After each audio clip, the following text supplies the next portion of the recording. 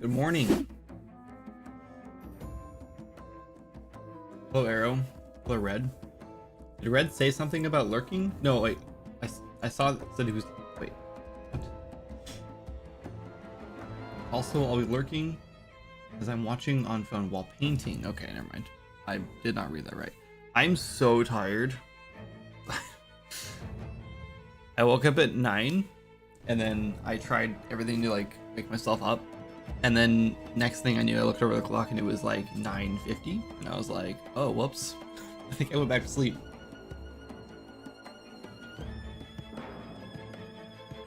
What a surprise. You're surprised to see me here? Anyway, I was up kind of late. Not like super late, but too late. Working on the stupid update. The same like 3 issues we kept running into for like last week. Kept running into for the last week. I think I finally fixed them.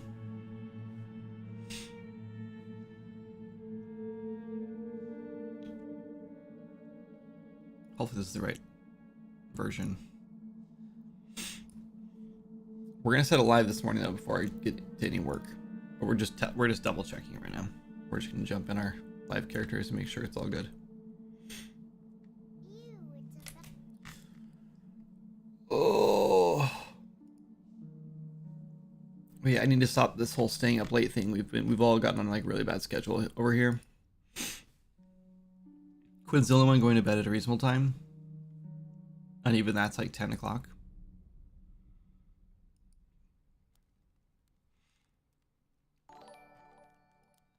Let's jump in here. Oh my god. I'm not ready for this raid. What's up, Prismatica? Thank you so much for the raid. I appreciate that. I've literally been awake for like half an hour, if that. I basically woke up, came set up the stream, hit live, and then I went and got like breakfast and yeah.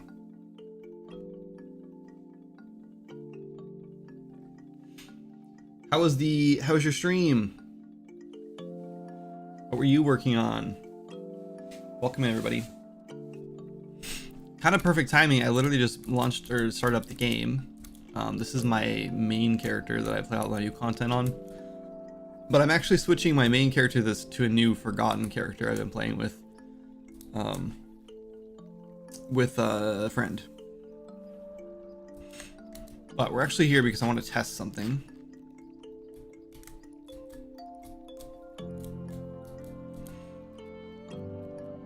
We're gonna put a planter box on this one, sure, and then we're gonna reposition it, not like that. Cool. And on this one we're gonna put our masterwork stick, and we will reposition it as well so it's centered. And this one we're gonna put an arrow on, and we'll rotate it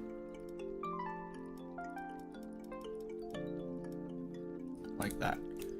Okay, we're gonna take a quick screenshot of this so we don't forget the orientations of those shouldn't be hard to forget.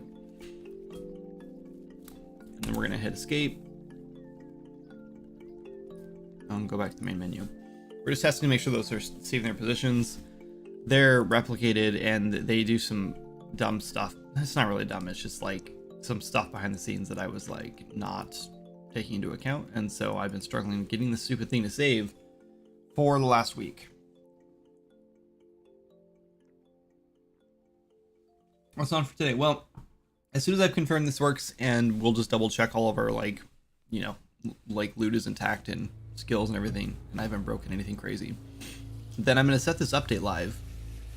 We're gonna write a quick little like, we had patch notes already, but I just need to like copy paste them into a Steam update and everything. So we're gonna do that real quick, and then we're gonna start working on something. I don't know what. There it is, and they saved. Okay, cool. That's all I wanted. Can pick them up now.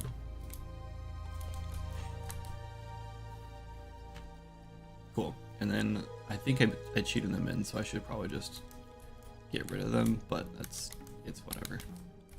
they're gonna end up in the recycling bin later, and I'll forget about them and be like, oh cool, where'd I get these? Anyway, let's double check. We have our inventory. That's all good. Let's make sure our skills are. I keep hitting K for skills. I mean, I guess we could set that up. Yep, that all looks good to me. I have my resources in my chest still. Cool. Let's just double check that I do have a TNT chest for some reason there, which I should not have. I don't know why that keeps popping back up for me. I think it's just because my world is old and I fixed it since then, but not on my world. And that's running. Okay, we're all set. I can now quit the game. And we're gonna go set it live.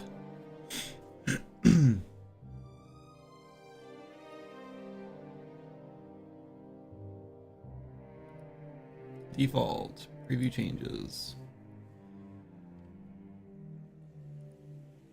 Set build live. Okay. Oh yeah. Forget. You have to confirm your changes now on Steam.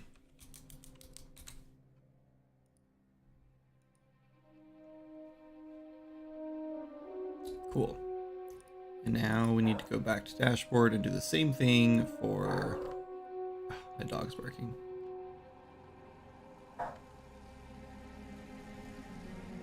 Dedicated server.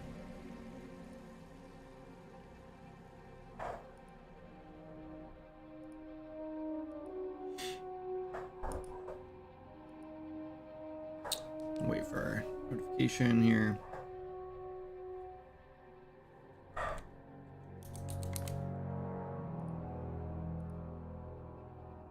Cool. And now a couple more things.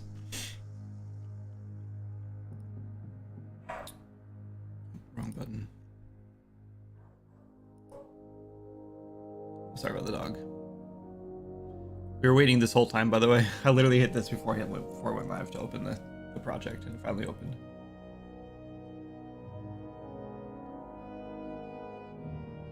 Oh, there's a couple more things I need to add to patch notes that I forgot about.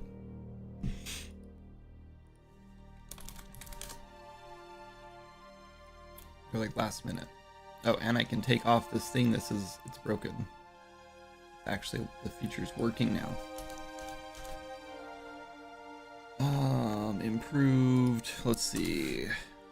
Reduced the cost of hand mirror at Mr. Sim's hut. Added the hand mirror to Cynthia's shop, Cynthia's tailoring shop in Sleeping Haven.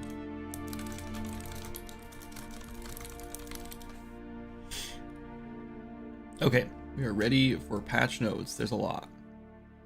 Mostly fixes, but there's still a lot. Let's see. I need to go to post to management announcements.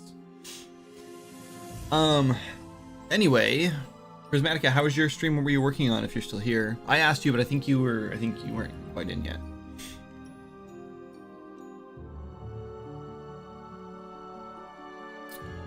I don't know if I want to call this a major update. I think let's just call this a regular update.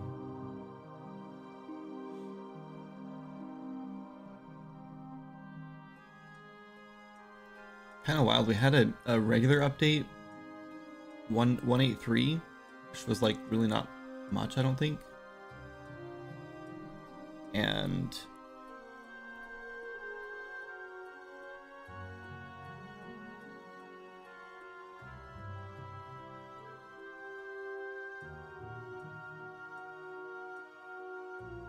that had way more impressions, sorry, than all our recent updates, even our major update with Crimson Skies.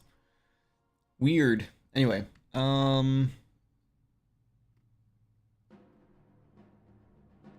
guess let's just clone our major update here. Sorry, I'm doing stuff off stream because I don't think I'm allowed to show this kind of stuff.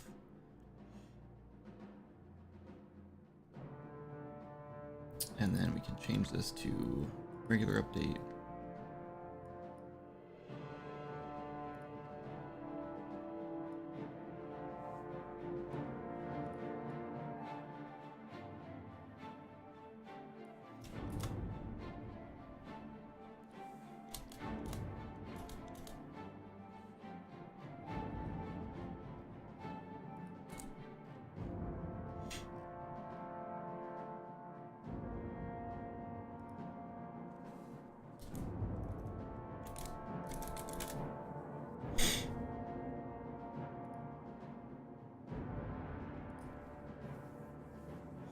Lots of headaches, but it's slowly coming together.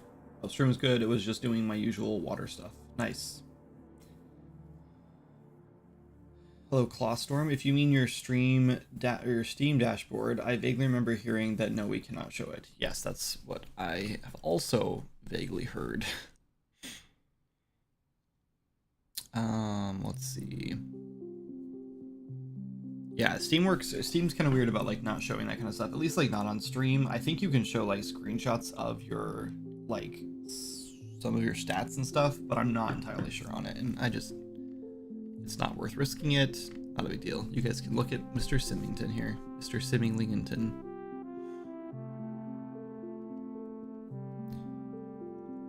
What am I looking for? Right. Sorry, I'm just copying things over.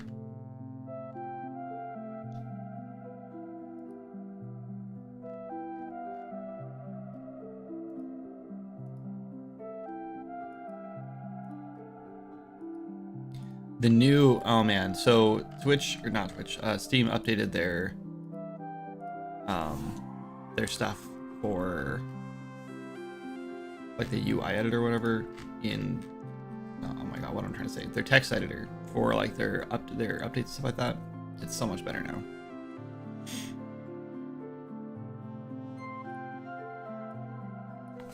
Okay.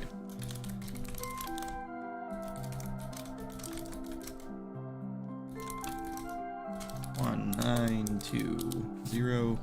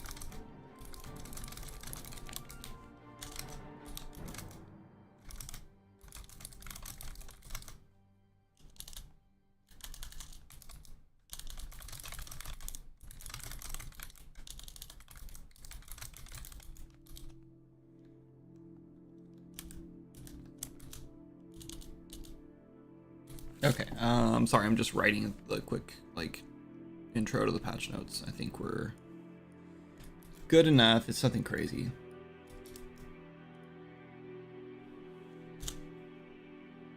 That alone. Link to the new build. Confirm. Catch up on chat. I just figured out with Google, they make it super confusing.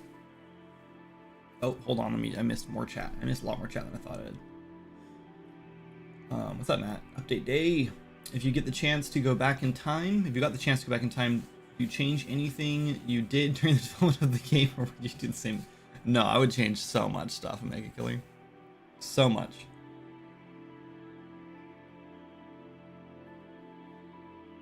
I like to think that I wouldn't do early access if I had another shot, because I won't do it for any other games going forward. But I think that's a lie. I think I still would have done early access for this game.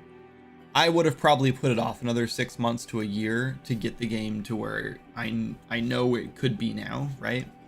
I didn't know where it could end up back then, so I just kind of, it was like, well, this is where it's supposed to be, it's fine. But knowing now, like, what it was supposed to be, I would have done a lot more.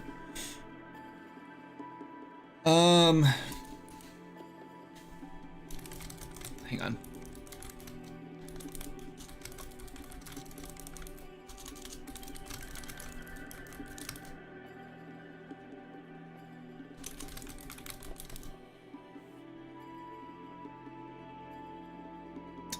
Okay, I think we're good here.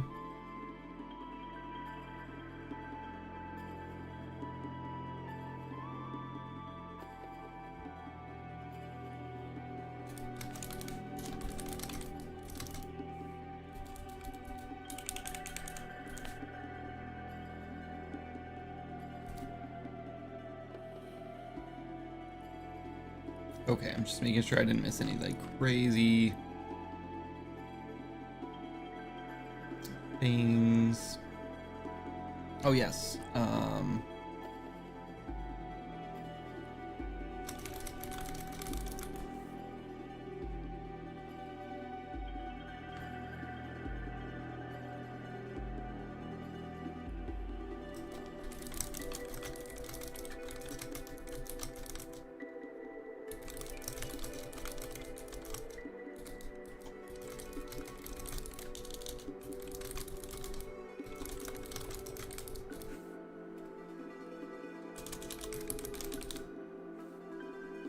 Okay, I think we're done.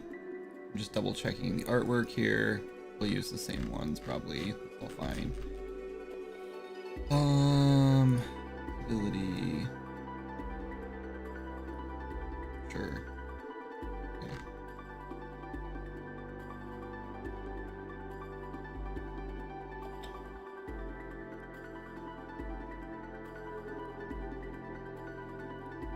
Publish.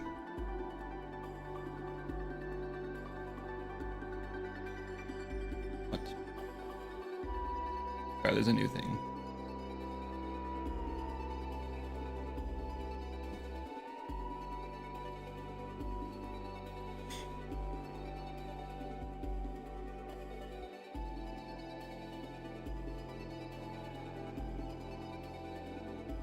I kind of don't love that.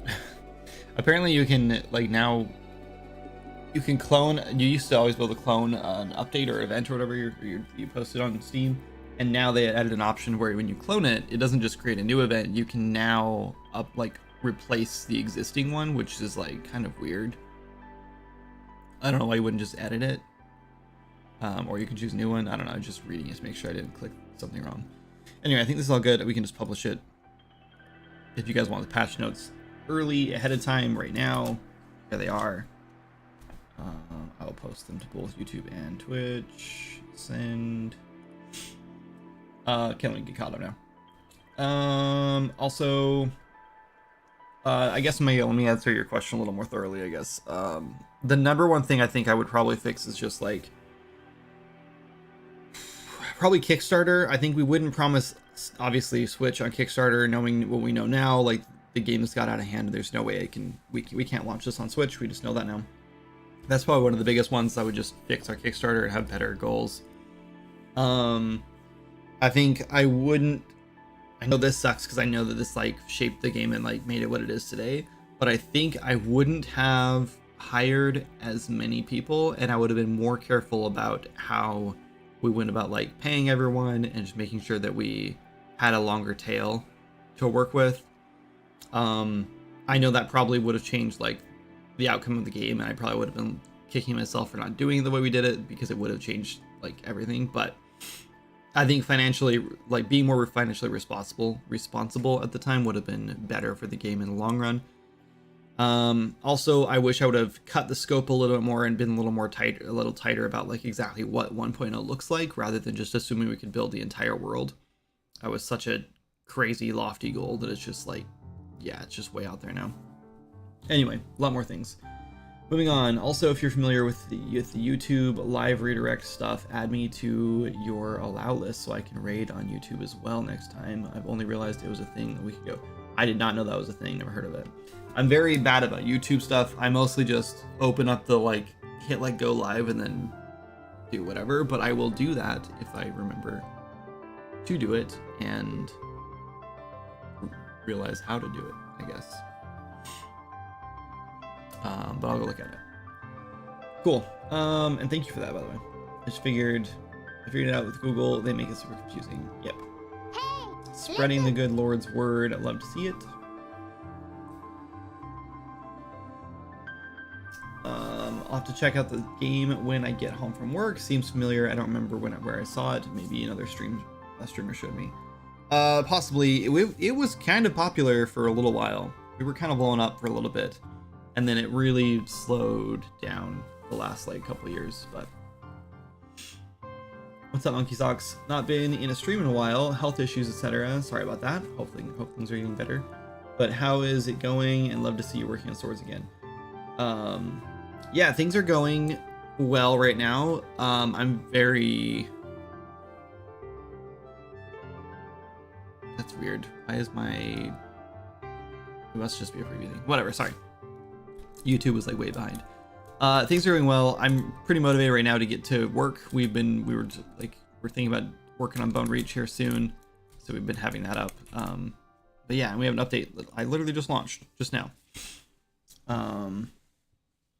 Link your YouTube so I can do the same for you. Cool. Yep, got it. Thanks, guys. What else I miss? What's up, golfer? There's another new mount, not the snail or the unicorn. Yep. Oops, I made a secret. Sorry about that. Cutting the scope is good. Anyway, let's work on a new Misty Zone. Big oops. This one is gonna take a while to find. I have a feeling. I'm not telling you anything about it, so good luck. Oh, I brought food.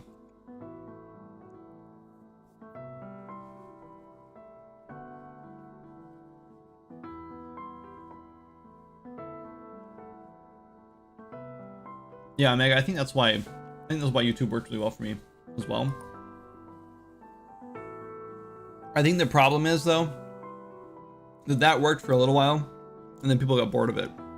Because it was like the same thing over and over again. Like, oh, I added this cool new thing to my game. And some people were excited about it because they played the game, and other people who were like, oh, this guy made it, like, he's doing this for a living now, so I can move on.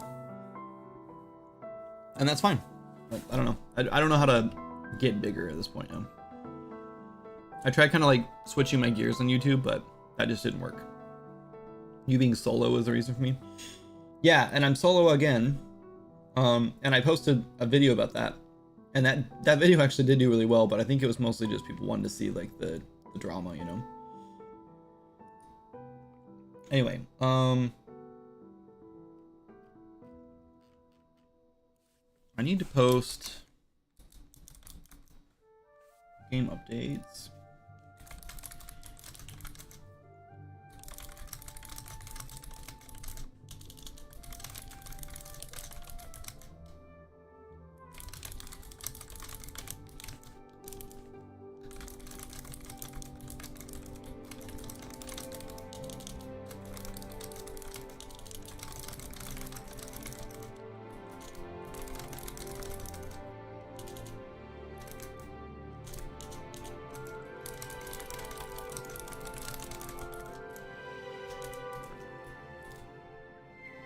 Okay.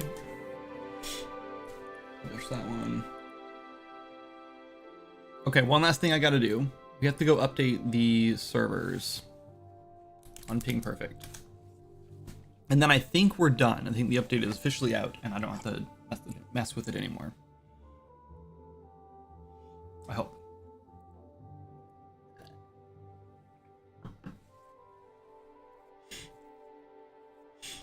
Yeah, it's funny because when I brought Maz on, I had this weird like feeling, I guess. Like I don't know, it was like a weird like pushback. Like I was not excited about bringing Maz on for a while because I was worried that people were going to perceive me as a developer differently because I was no longer solo. And I knew that was a big part of the reason like why people were interested in me in the game. Which is so weird. Like, I don't know why I cared about that. And I don't know why it matters, you know. it's a pretty big game. Like, I think it's understandable to have help. But yeah. Because of that, I think it actually did have more of an impact than I think I thought it would. But it was after Moz came on that we actually did start like blowing up more. When Moz came on and we switched to multiplayer, that's when things got like, we really like started taking off on YouTube and everything. So I don't think it mattered. And it didn't, and it probably helped too that I, what's up, boss? Okay. It probably helped too that I was kind of strategic about how I introduced Moz. Because I used the whole like, he hijacked my game like rhetoric, but he didn't really. Like, I mean, you guys all know the actual story. I mean, it's like, I didn't lie in the YouTube video, but I very much like over dramatized it. It was just kind of like, Moz was like, oh, I can help you fix some of that stuff. And then I gave him the game to fix that stuff. And he didn't fix, I mean, inadvertently, I guess he did fix that stuff, but he decided, what if I just made this all multiplayer instead? And he did. And I'm glad he did, because it made the game into just so much better. This game just would have been a huge flop if it was just a single player, like, tiny exploration game, like it was supposed to be. Kindred creating drama? I don't believe it. I don't create that much drama, do I? Right? Guys? Okay, so we have a couple options here. For starters, let me open up my I'm ready to get started. I'm gonna show you guys what I started working on yesterday while I was waiting for this to package for like the 15th time testing things.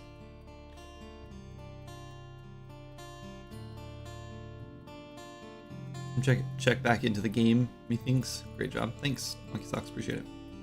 Hope everything's going well with you, and things continue to go well if they are going well. I hope you enjoy the update, if you get a chance to play it. Okay, so I started doing a little bit of modeling. Hold on, actually, I'm going to show you this in here. So somewhere over here-ish, probably like right here-ish.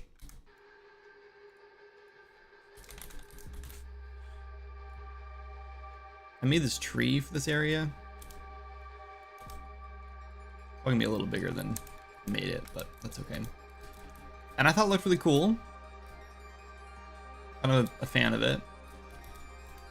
And I'm kind of excited about maybe, I don't know, putting a couple of these in. Along with a couple other things. Like maybe some like big tall cliffs similar to this.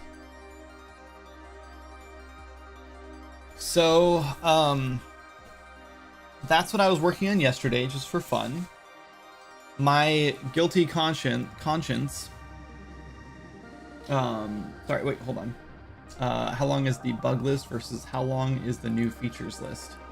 Hope you do a few from both. The bug list, like the fixed. Okay. The bug list for Swords of Magic is tremendously long, but most bugs are just like little tiny things that are like annoying things, or things that like I can't really fix, like I don't know, without like a lot of things are like not worth fixing, right? Like here's our technically this is our bug list, right? Like all these things, like world, objects, level design. There's so many little things in here, but a lot of the stuff I just need to go through and just be like, oh yeah, that is fixed, or that's like a minor thing that's already like been fixed or doesn't need fixing or whatever, right? Like uneven terrain by farmlands plot, like we could just put a rock over this, or just I could probably smooth it out, it would be fine, but it's like it just hasn't been fixed yet. It's just been like a little thing that just got pushed and organized and forgotten about. So like lots of little dumb things like this. So there's a lot of little bugs in here, but the thing is, another thing to keep in mind is like, I don't know, there's a lot of stuff in here too that like if I just sat down and like knocked it out, it'd probably take me like, you know, a couple weeks to get like through this whole everything on this list. But I also would probably lose my mind and then not want to work on the game again for like 6 months. So I kind of just pick and choose little bugs here and there, especially things that are getting reported. Like most of the stuff in here hasn't been reported in months or years, you know. So it's like if those things like don't get reported very often or ever, then it's like, who cares? I don't think I have a command for the update, but here is the link to it. So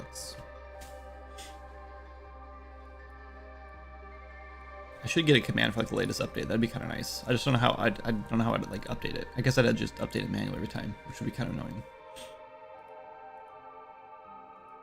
Anyway, Steam is updated or Ping Perfect is now updated as well, so dedicated servers are up and ready to go.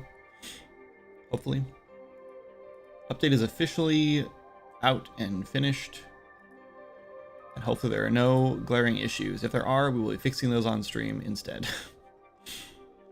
The update could have gone out on like Friday, but I didn't want like it looming over me all weekend. And if something did go wrong, I didn't want to like spend my whole weekend fixing it. So I figured I'd rather fix it during the week this week if something went wrong. Anyway, I can close that.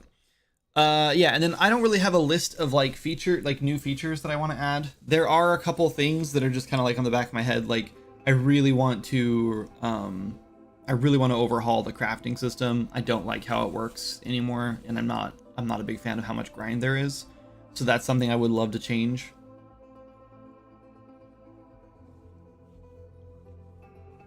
Bringing up an old idea, what if Tinkertown moves to Mistaken Isles? I feel like Bone Reach already has a lot going on narratively. I think Bone Reach just needs to go out at this point, even if Tooth boss fight isn't released right away. Plus, Tinkers could have cute little mini steampunk ships and fun platforms that assist with vertical exploration in the zone.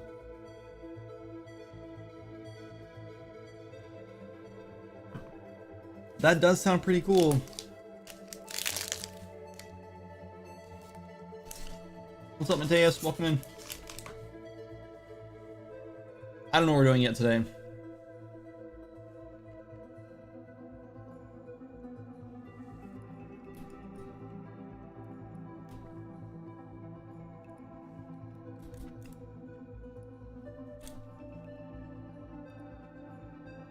I kind of open tier win. So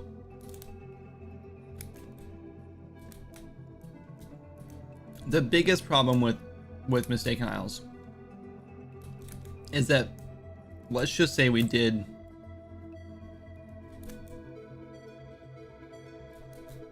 release it and you're like, cool, I'm here on this huge awesome giant pillar, it's so cool.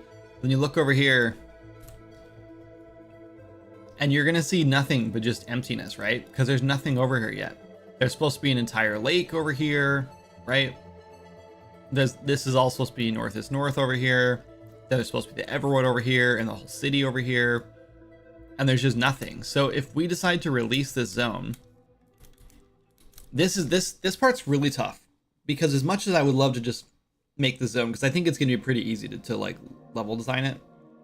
And there's not gonna be a ton of like, there's just not gonna be a lot of like content there as far as like quests and stuff go.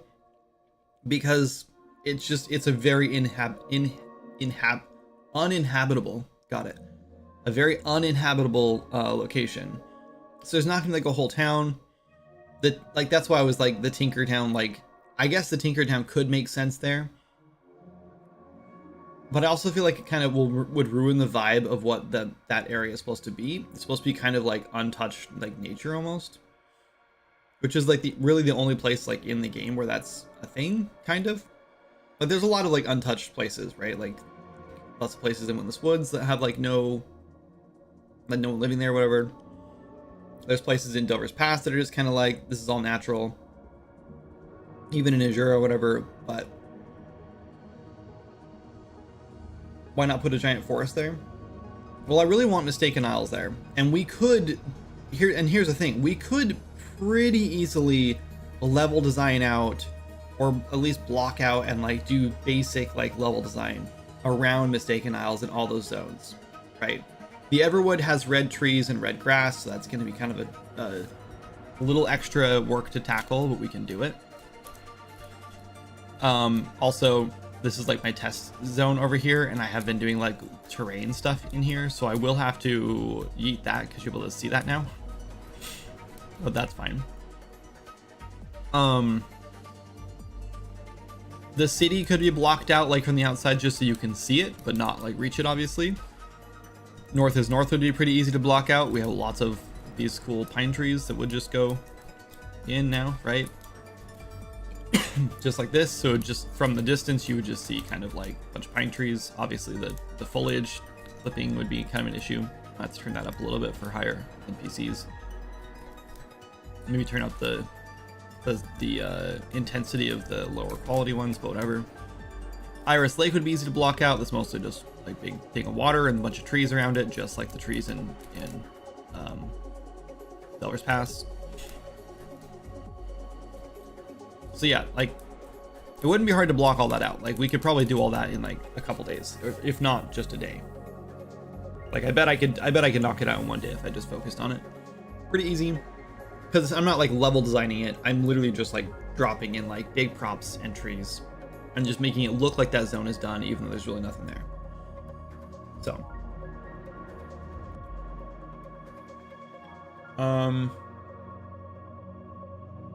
wild idea.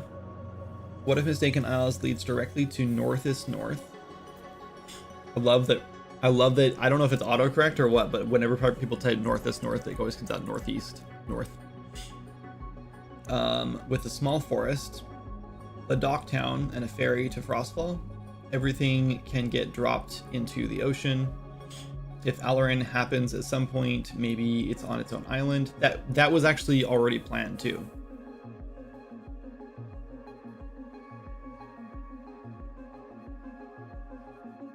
With Iris Lake and the Everwood. That would also be interesting. Iris Lake and the Everwood and Alarin were all on their own island. That would also mean we could easily make it its own level eventually. So you load into that level instead of this world. I still really like the idea of making Alarin City its own level entirely, so you don't actually like you can travel there, but then you get a loading screen. The only issue is again the multiplayer thing, but I think that's fine. Because if we ever do get around to Alarin City, it's going to be freaking massive. Like it's going to be really, really big, and there's going to be like probably hundreds of NPCs in it alone. I have a plan to actually generate random NPCs in Alarin City. So because like I can't find a way to justify like making every single NPC like from scratch for that one and naming them all and etc. etc. It's just going to be so much work. Like it's going to take just like months just to do that, just to make NPCs for it and write all their dialogue and everything. So I have this plan where we're going to have like custom NPCs and like all the shops and everything like you'd expect. And like some other like important NPCs, but then Alarin is just going to be so busy and bustling. I just think it makes more sense to have a bunch of random like fodder NPCs, you know, like cliche NPCs, not cliche, but like, you know what I mean, like your typical run-of-the-mill like NPCs you'd find in most games, where they just have like a name and then they have like generic dialogue. And that was kind of like the plan, is just have a massive list of generic dialogue, so it feels like it'll take a while to see the duplicates in there, hopefully. But yeah, they'll just kind of all have like random dialogue. So I don't hate that idea. If you ever come back to Sunfall, put it south of Bone Reach. I don't know. We've talked about this like a million times.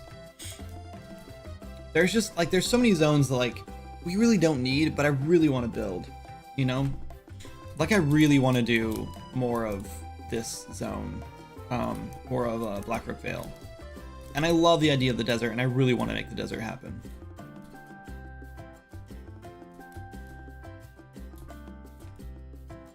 I don't know. We have talked about this many times, and I still do think that we should be cutting the scope of the size of this. Because if we make, so first of all, we have this size for Bone Reach, right? And it's massive. Like we ran around the other day on it. We ended up flying most of the time, and it still took us like the whole stream just to like run around and explore it, right? It's so huge. And that's just Bone Reach, right? That's like, that's just this area. That's not even that big. We spent forever running around it. So the desert is even bigger, and that's fine. And the reason it's fine, I'm okay with it, is because the desert is meant to be mostly empty, right? Like there's gonna be scattered like cactuses and like random like, you know, like Joshua tree or whatever, like sort of like foliage around here and stuff. And there will be like ruins and stuff to explore, and there will be a town in the desert, a small like little like desert town, very like like I guess Arabic themed, probably something like that. I don't know, maybe Egyptian. It will have a pyramid or something, who knows, it'll be cool. But like we can put that kind of stuff in there. And the desert used to be all the way over here, in case you didn't notice. This is all cut out. That's because I don't even know how we fix this now, to be honest, because we cut it all out. But yeah, we cut it way down. And then you look at what's supposed to be north is north, and you compare Bone Reach, this size, to all of this. Hold on, let's draw on it. So all of this is supposed to be, no, damn it, I just took a random screenshot. Freehand. All of this is supposed to be north is north. Pretty like all, yeah, into here somewhere. That's like 5 times the size of Bone Reach, at least 4 times. That's just like, it's not doable for me, you know? And then this right here is supposed to be like the Everwood. I guess we could probably cut into this quite a bit now. So this would be like the Everwood. And then there's supposed to be Alaran City here, but we're gonna now do a bridge like goes out, and Alaran City like out here. And then all of this could just be the desert, I guess. And then this is supposed to be all this area that's not done yet is supposed to be Blackrook Vale. And then we have the desert. So there's one, oh yeah, and then Iris Lake, obviously, here. And then we have Mistaken Isles that kind of like just sits nestled in the middle of all this stuff. This is Iris Lake. Anyway, there's a lot left to do. It's taken us several years to do this chunk, right? Just this big chunk here. So if I'm doing this solo, the rest of this is going to take me the rest of my life, because most of this was with 5 people, right? I don't know. Part of me is like, yeah, just cut it all out and like, who cares? Just don't even do it. Like, just sink it all into the ocean and be done with it. Like, flatten it all out. It's done. It's gone. Who cares? We don't have to do it in Mistaken Isles, right? That could also just be gone. Like, I don't think anyone would even like, I think there's like a handful of you guys would even like realized if we just didn't do it. Same with like Iris Lake, same with North is North, same with like the desert, same with Everwood, same with Alaran City. I guess Alaran City, more people would be like, oh man, I really want to explore Alaran City. That sucks. That's not coming out. What's up, Sky? Bone Reach doesn't really need a lot. Hold on. Oh my god, I'm so far behind. I'm sorry. An adventure that has like a Tinker gas mask kind of deal could be exploring around like it's just one guy giving you the quests. Yeah, I thought about that too. He moves around, so it's an area based around the idea that the NPC hold on.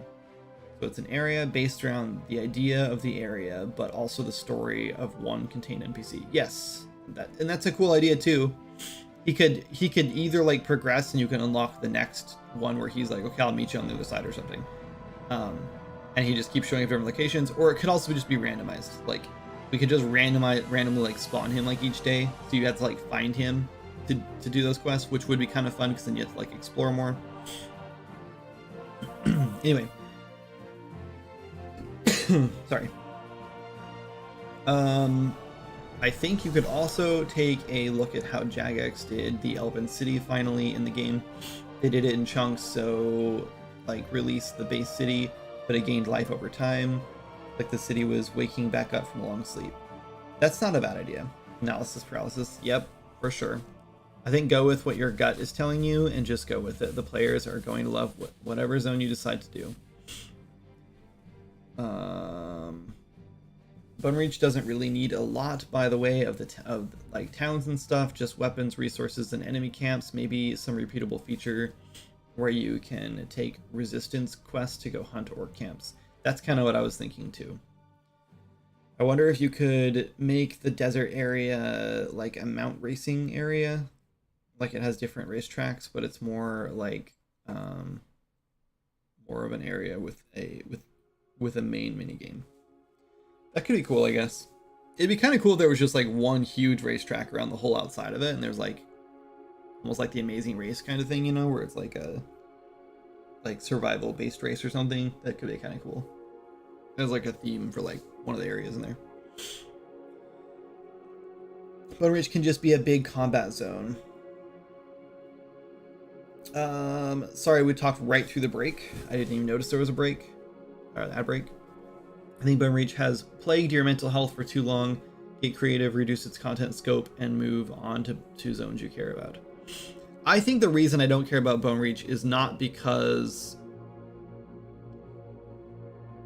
it's not like I don't care about the zone. Like, I am excited about the zone. I think it's more just like it's been around and like been like half built for so long that I'm like bored of it, you know?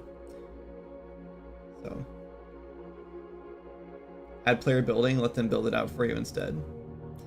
I mean, we technically have that.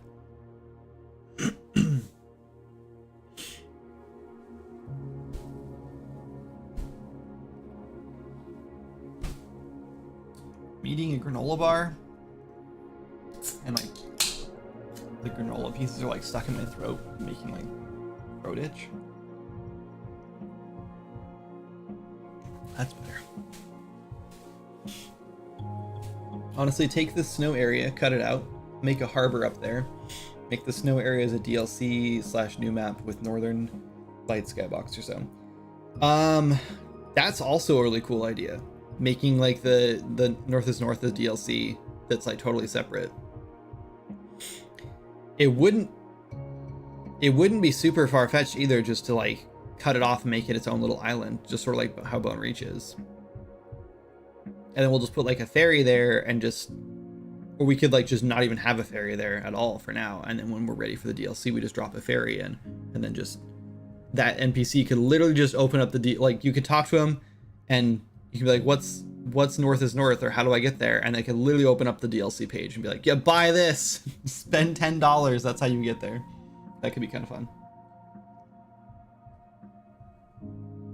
And potentially lucrative. Yeah, that's not a bad idea, Dom. I kind of like that idea.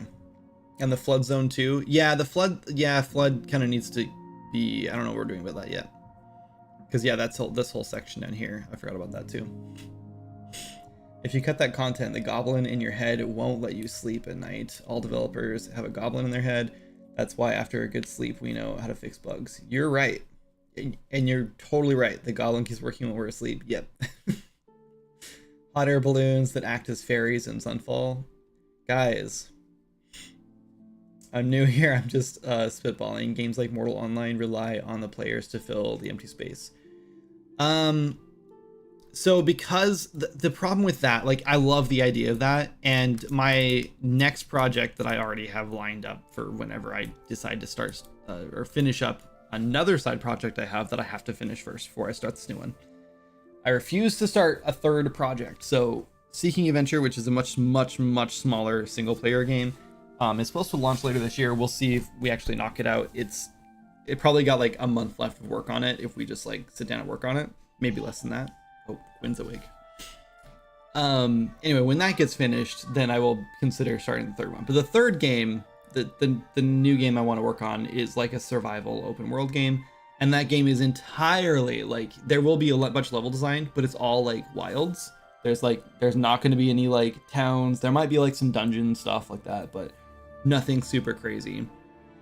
It'll mostly just be like putting in like, okay, enemies like this will spawn here, and like there's gonna be a little boss here and a boss over here, and then little enemies like this will spawn here, and then the rest of the world will be entirely up to the players to build. And that's gonna be great. I think that fits. This game world doesn't quite work like that because we've already done so much handcrafted stuff. Though players have asked for like a zone where they can just build anything they want. The problem with that is that our building system is not super optimized. So if they actually are building out an entire zone with like building pieces and stuff, it's going to get really, really expensive really fast and start hitting their frame rate. So we can't, like, that's why we actually have like, in this game we have, oh boy, well, it's hard to tell now, but there's 4 like plots right here that you can purchase in game that are like various, they're about the same size here actually. And there's plots all over the place, actually. This is just 4 of them that sit next to each other. There's some over here by the town. That's just, all this is unloaded right now, in case you haven't noticed. That's why nothing looks good, like especially as you're over here. But there's housing plots all over you can buy, and when you buy a housing plot, you can build anything you want within the confines of that plot. And there's, I think, probably like 20 of them in the game right now, and there will be more. So, anyway, that's how we're handling the building right now. Look at World of Warcraft, Northern map, and even the 2 original islands were all different maps with loading to travel. Yes, and the reason they did that for good reason, and that's where we are kind of at now. Is like I think I'm actually really tempted to make Bone Reach a totally separate thing, depending on what performance feels like when we actually launch it. So we'll see if performance holds up and everything's good to go. Then we'll keep it on this map, and if it's like terrible and there's just we can't make it happen, then it'll end up being its own map, and we'll have to make that happen somehow. So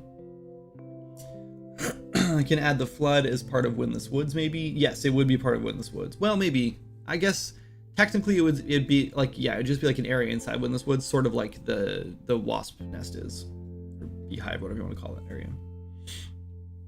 Optimization is one of the hardest parts of game dev. Agreed. I wonder if you isolate the zone, you could use world partition to help the cost. So world partition, we're in UE4. So yes, it is world. Is it called world partition in UE4? I can't remember. It's something in UE4 and something new in UE5. I think it's world partition in UE5. I don't remember. But yeah, in good morning. What? There's a spider that's, I'm not joking, this big. I'll be right back, guys. I have to go get a spider. 1 sec.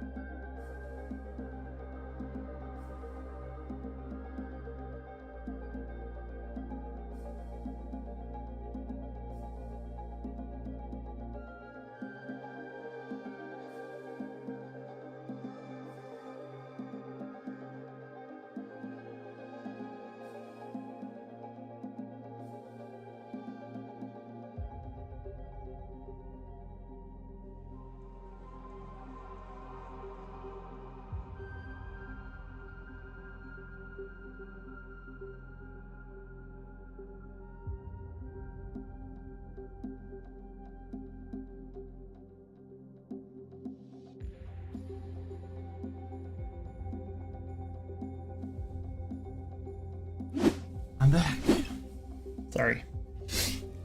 Jenna has this like first of all, she has like a major like arachnophobia. She's horrified of spiders. And then second, she like makes up all this crazy ass lore for them. Like she's like last week you let that one spider live and then we couldn't find it again and now it's grown into this bigger one. And I'm like, that's not how that works. And she goes, well then it told its friends and now its friends are coming. And I'm like, that's not how spiders work. Like they're not like conspiring against you, moving into the house. Anyway, world competition UE4. Okay. World competition does not work for listen servers though. So if the server unloads an area because it's like going somewhere else, whatever, it unloads for everyone. So we can't use world competition.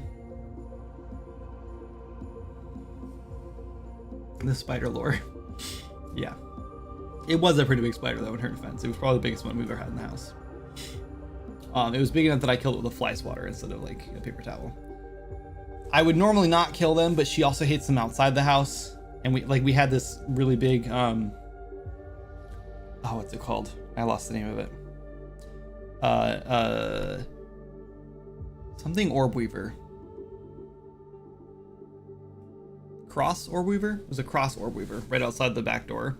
And it was really cool looking. Jana hated it. And then because of that, I had to let the dogs in and out for like the next like 2 weeks. So finally I just got sick of it. So I just like sprayed it with some water and it crawled away and left. So. Okay, so let's wrap up Bone Reach. Super quick 2-week adventure. Yeah, okay. It took me a month to get this quality of life update out.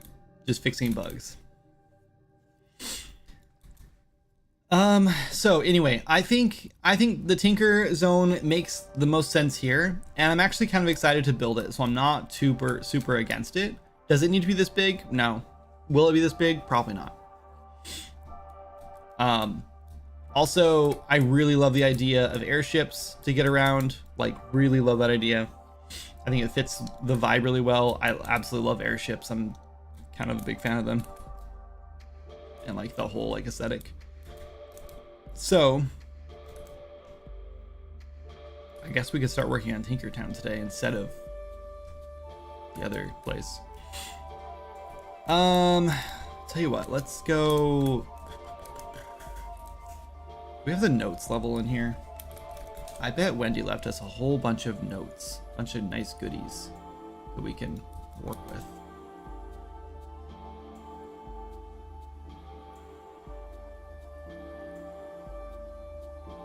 Or we didn't put them in the notes level.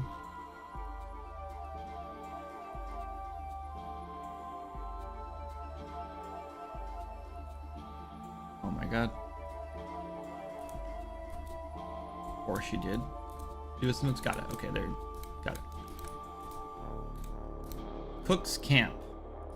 Camp for the adventuring cook who found Zeno's old cookbook and wants to make the omelet recipe inside. Zeno is the ancient adventuring chef from Windless Woods.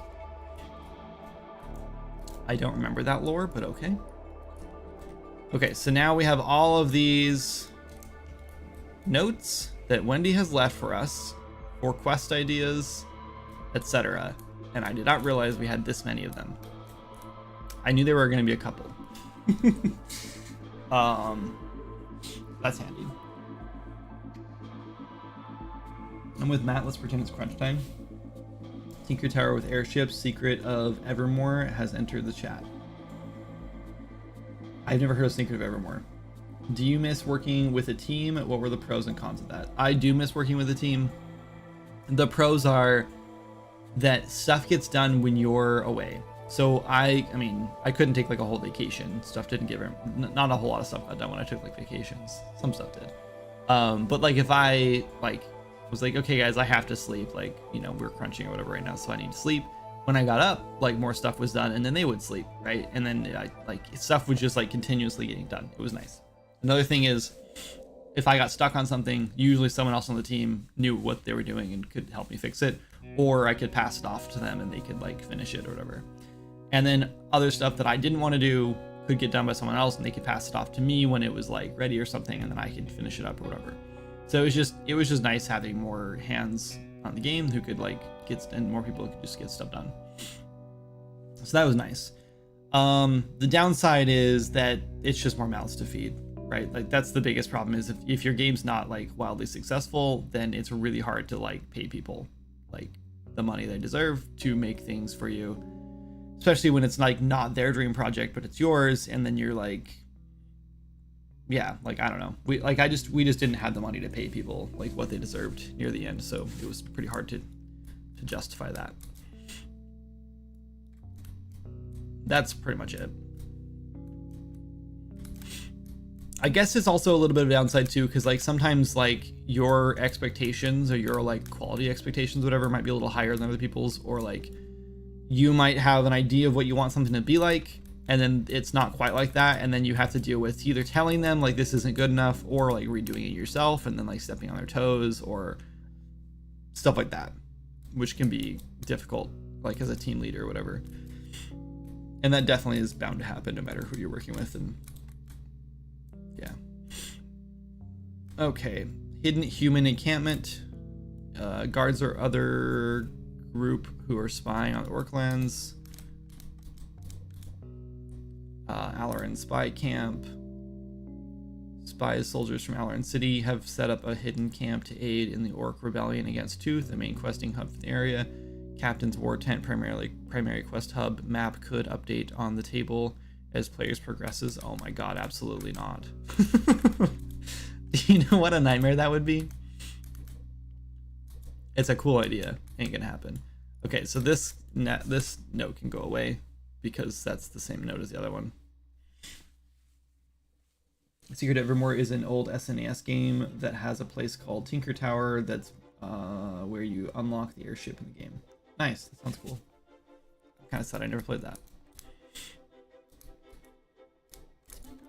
I have a lot of nostalgic SNES memories, so that would have been cool to have that one. Spot for DD's spy quest, spying on the spies. No idea. Map maker, quest to have players scout out areas for a Bone Reach map. That's a cool idea too. That'd be one of those things where I would want I don't want to like a repeat of the Ramshackle one. We have to like do it in order. So I would rather just like have it unlock parts, like unlock like explore Bone Reach, and it just does like 8 of 8 or something. And then maybe I don't even actually know. That would be kind of hard because then you couldn't see all the markers on the map. And you wouldn't know where to go next. So maybe it would need to be in order. It would just take you around the whole Bone Reach. Anyway, any favorite retro games? Yeah, Link to the Past is my like all-time favorite. I also can't remember the name of it, but there's like a ninja game where you like played, oh man, what was it called? I forget the name of this like every like 5 years, and then I like go on this like huge long rabbit hunt. You've done this huge long rabbit hole trying to find the name of this game again so I can play it, and then I play it and I was like, it wasn't what I quite remembered. But it's like a top-down ninja game. I remember you could like throw ninja stars. You like I feel like they really you play with like kids, like kid ninjas or something. That was like one of my favorite games. It was so good. It wasn't Ninja Gaiden, no. I would have known that one. That game's great though. What else? Super Nintendo, let's see.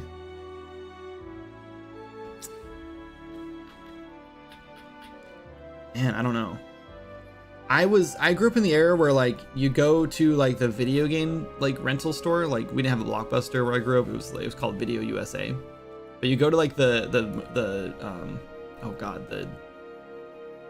video rental store or whatever, and they had video games. But because of the such small town where I grew up in, we had like 10 games there. That's all they had to rent, and I would rent the same games over and over again because there was only 10 to choose from. But I rented every single one of the games there, and every time they got a new game in, like everyone like fought over who was gonna rent it first. You know, like you always had to get there right at 4 p.m. or whatever when everyone had to like turn their movies and games in. But it's weird because looking back, like I miss the times when it was like I don't like football. I'm not a big sports guy at all, like really at all. Like I watch like climbing a little bit and like a couple other things, and I was kind of into like Overwatch, I guess, esports for a while, and that's it. But I don't like sports, and so but I played the hell out of that like one of the Madden games on SNES because it was like one of the only games there, right? I still didn't like football, but I played that game because it was like a video game and it was like one of the only options I had, and I played it like all weekend. Like I was good at it because I just played it like all weekend. Like several times I rented that game because it was just like I can't play Zelda one more time, you know, like I had to rent something new. Did you finish The Lion King? I don't think I finished it. I think I finished Aladdin though. I have Aladdin and Lion King, like the combo, whatever, for Switch. For Switch? I don't remember. Me and Jana bought it because The Lion King was her favorite game and Aladdin was one of mine. Aladdin's a really good one. I don't know why I didn't think about that one. Do you think Bone Reach will come first, then Skill Trees? No, I think Skill Trees will probably come out first. I think we could probably knock out Skill Trees like nowish. Like I feel like I could probably finish them by the end of the month. Not finish, but get them out to be tested, and then we can balance them and get them out next month probably. And we could just focus on doing that. By the way, we don't have to start moving into Bone Reach. I don't know, I was just itching to do some stuff. I started doing like the modeling yesterday for Mistaken Isles because I wanted to, and I really like how the tree came out. I also have like plans for like I was actually hoping to do it on stream today, but I don't know if it's a good idea. So we have this tree, which looks terrible in here, by the way. It looks so much better in game. I think that's like a skill in itself when you use like Maya, especially because Maya just does not look very good at all. It's super easy to use in my opinion, but like things don't look as good in Maya until you get them in game. But you have to like have this skill of like knowing if it's gonna look good or not in game. Like it's like a language translation skill. Like I see it in here and I'm like, okay, this looks really bad, but I know it's gonna look good in game, so let's put it in. Anyway, but I want to do bamboo. I think it'd be really cool to have like a bamboo forest in Mistaken Isles, just like a whole bunch of like super tall like shoots of bamboo with like big leaves on them. And I wanted to model those today and like put them in, but we need to like not probably do Mistaken Isles right now for all the reasons we already listed. Are you ready for a wild idea? Sorry, Matt, I missed that, but I am ready if you actually had a wild idea. You said never mind. Okay, you make it so when someone enters a new zone, they start up their own subserver. You give both players a link ID, and players from servers with the same link ID can join someone else. You can make it so that players don't have to load the entire world, but not everyone has to. No. I wish I could do that. There's probably ways to do it, but I have no idea. I have no idea how you do it. And oh yeah, and Clawstorm, yeah, I also love working in UE5. We're just stuck in UE4 for this project, so. Tenchu. I don't think it was Tenchu, but I've probably played Tenchu. We must be on the same age. I'm 37. I don't look 37. I bought beer the other day, and I forgot my wallet, and Jana had hers, and I was like, do you think I'm gonna get ID'd? And she's like, probably not. And then she's like, they should ID you though, because you don't look over 55. And I was like, that's probably, or no, 40. I think it's 40. You have to look over 40. And I was like, how old do I look? And she's like, probably 30. And I was like, you seriously think I look 30? I guess, I don't know. Jana's 34, so.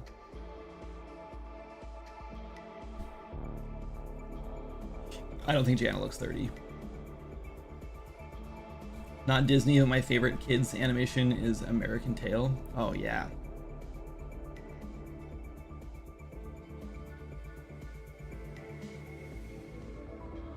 One of my favorite animations from as a kid was how did I just lose the name of it? Hold on. I can see the whole movie playing in my head. I cannot think of the name of it. Also mice. What is it called? Secret of Nim.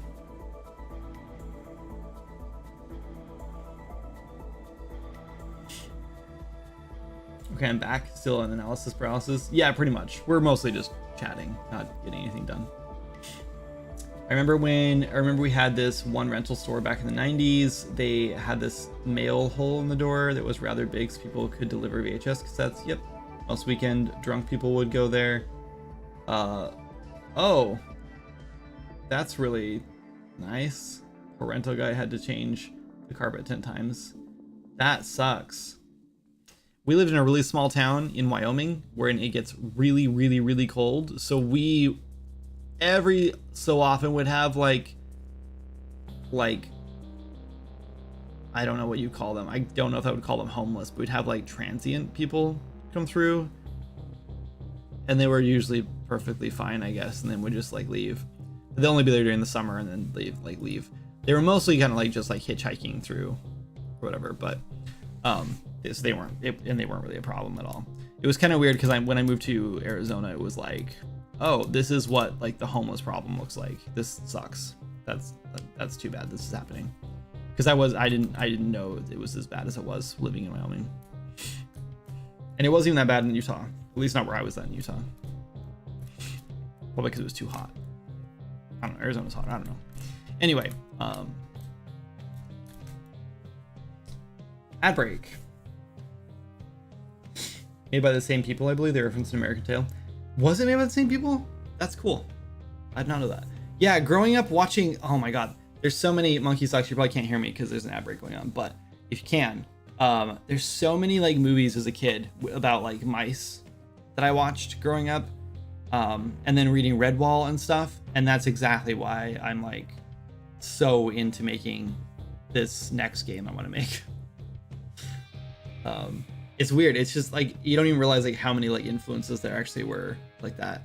But like everything, like all of my favorite movies had like mice main characters. Secret of Nim. What's that other one that's like really popular?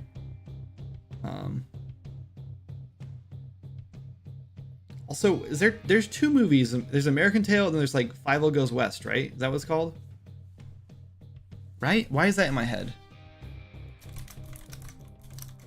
Or is that just a subtitle? That's just a subtitle. Never mind. I remember it as Fievel Goes West, which is weird. Wait, hold on. There's two movies, 1986 and 1991? Google's showing two movies. It must have just been remade.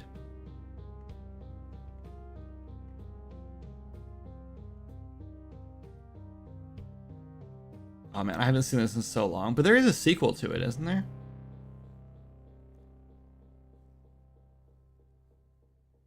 I think there's a sequel, maybe not. There's also the what is it called? Rescue Rangers? No, that's Chippendale. What is it? Rescue something. What's the other one where they're in the outback with Joanna? They're trying to save the eagle. What's it called?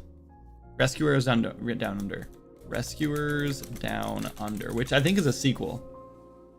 Maybe it's not. I don't know. Man, it's weird because as a kid you don't really like sequels now suck, right? They always suck. I know there was a sequel to this one. Or no, I know there's a sequel. I know there's a sequel to American Tail. I don't know, it's just so weird. There's so many movies about like mice. I just grew up like loving mice because of that. I had a pet rat in high school. I wonder if all this is just like secret, like subconscious, like I don't know. The Rescuers, Medusa was the bad guy. Medusa?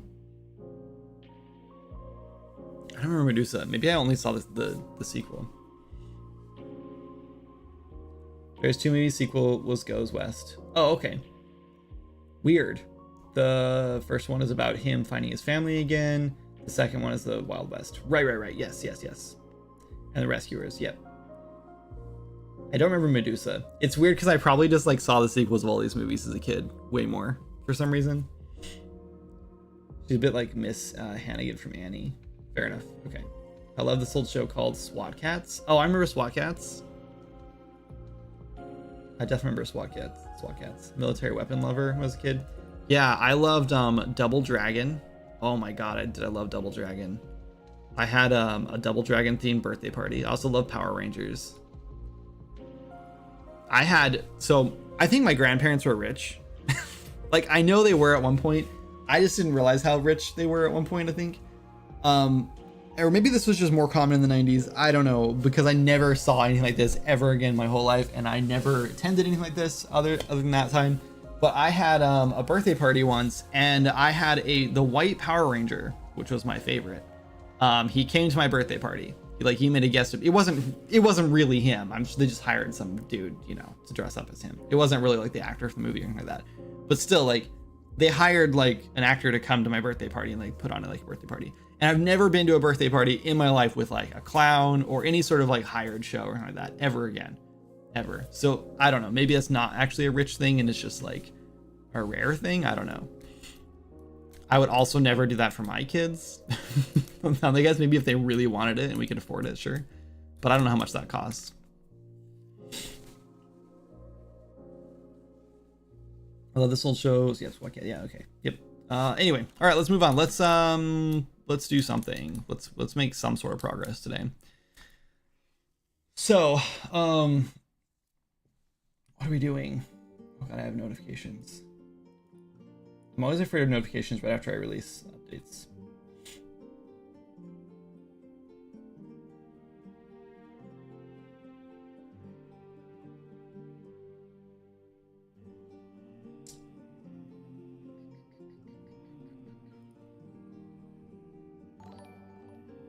Okay.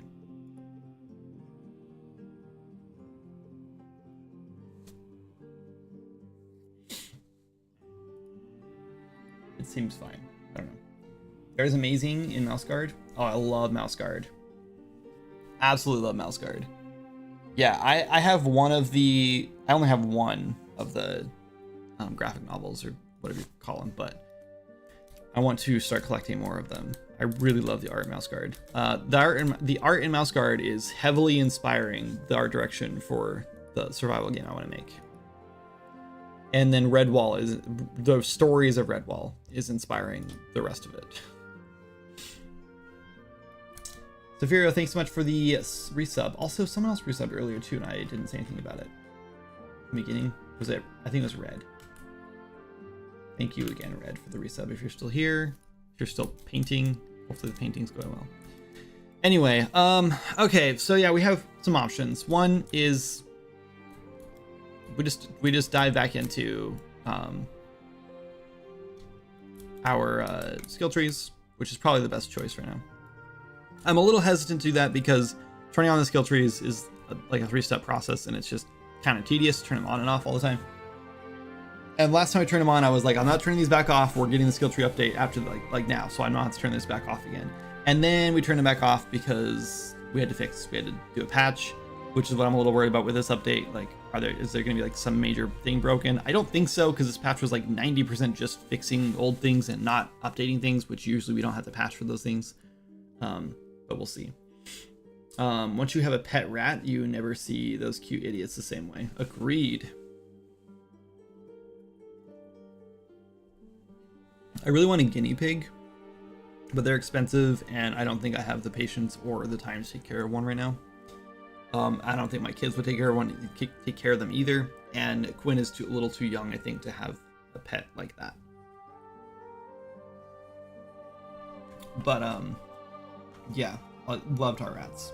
We've had 3 different rats. I have had 3 different rats. Anyway, so yeah, skill trees are something I do want to start working on, but I think we might wait until like next week to really dive into those, just to make sure that this update's ready to go and there's no issues. Also, Jana goes out of town later today and won't be back till Thursday around noon probably, so I probably won't wait. Yeah, is it Thursday? Yeah, so I'm not streaming Thursday, but I will be streaming Friday, so maybe we'll start skill trees Friday. Maybe that's when we'll actually we'll turn it back on and we'll really dive in and just be like, we're not skill trees are coming out next. So I do want to do skill trees next. You know what we could do today is let's do that. Let's work on the dungeon for skill trees. So first we have to do some planning because I don't know where the hell we're gonna put this dungeon.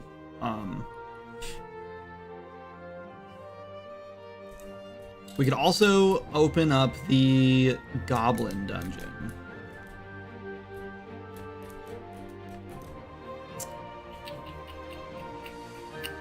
What if we do that today? What if that's the dungeon we just open up skill trees for? Or two?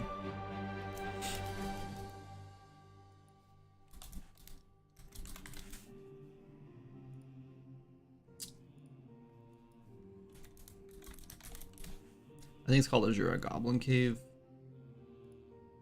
Large props goblins. Let's get rid of Bone Reach. We're not doing Bone Reach for the second. I know you guys want to. I also am kind of down for it, but I think we have more things we got to get done first, especially skill trees.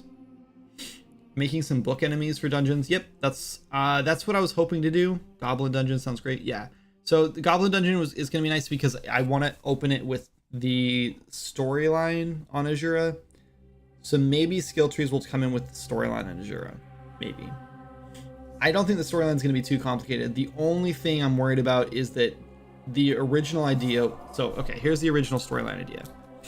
You go to Teak. You go to Teak and Sandy. Right? Another name? Whatever. You go to Teak with the letter from the orc camp, and he's like, "Oh no, this is a problem. I'll send this on to wherever, but we need to spread the word or something." Actually, now I don't remember. I don't remember what the storyline was. We're gonna have to rewrite this probably. He sends you to talk to someone about something.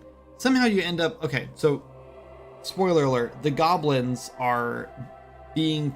The reason the goblins are going crazy on the island are like starting to like leave their cave and like are getting more brazen or whatever is because Tooth is hiring them to take over the island. So that's why they have like a couple different caves set up or camps set up. Like that's why they're in the whatever. They're like kind of around the island. And so Tooth has hired them to take over. They have a goblin boss guy. He's a big fat goblin guy.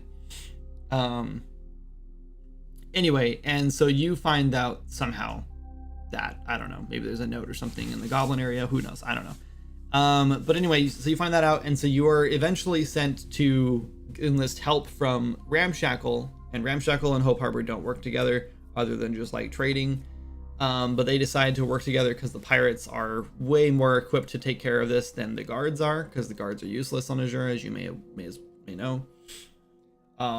So you hire the pirates, the pirate lords. You enlist their help. They're gonna have you do a quest or whatever before to like prove your worth, whatever. I don't know, or maybe just to get your reputation up. We'll find out. And then the pirate lords work together, and they send their ships over, and their ships blast open the goblin cave.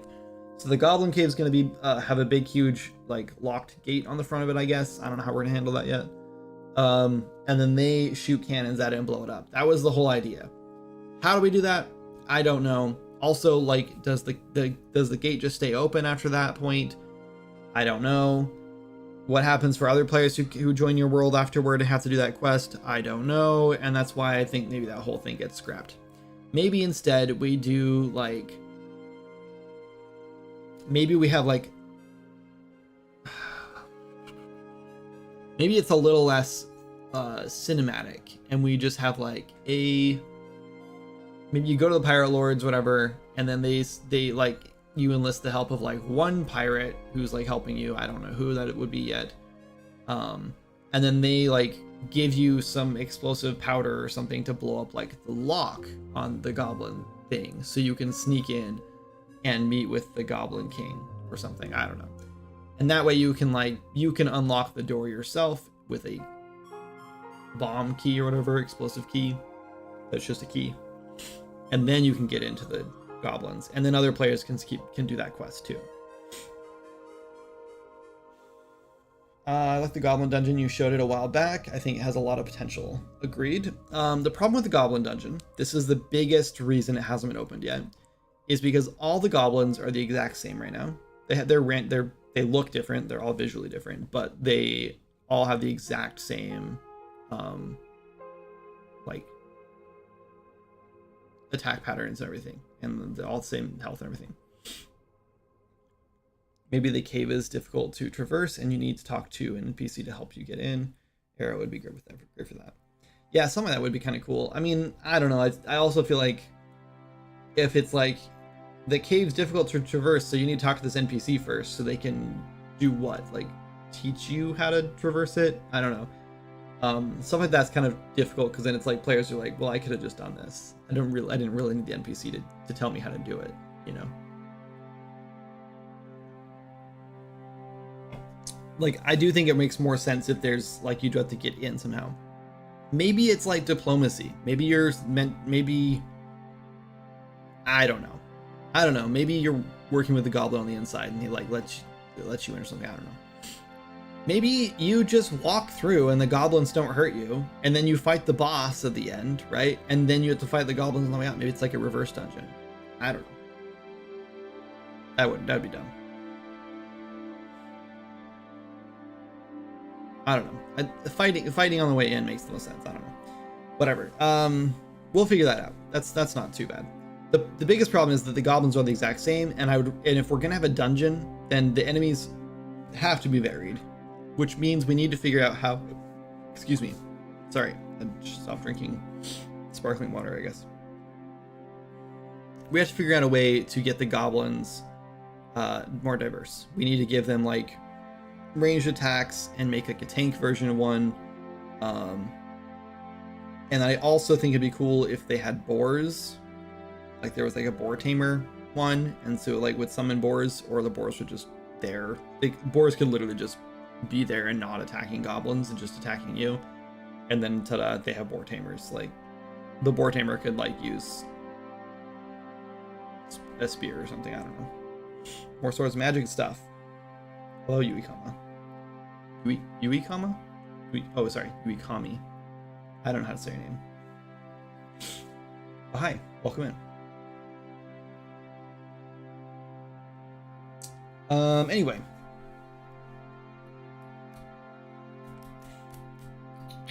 But yeah, I think if we have, what is this called? Goblin puzzle, deep iron goblins. Is it not called the like Azura like goblins or something? Crab cave. Goblins.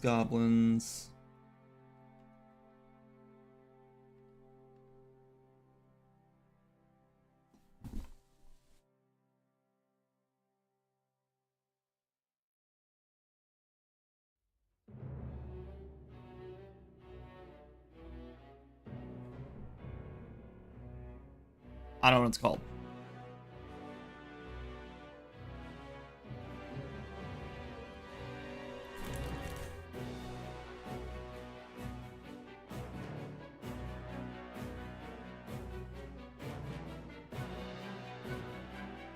I don't know. It's not called dungeon, I guess.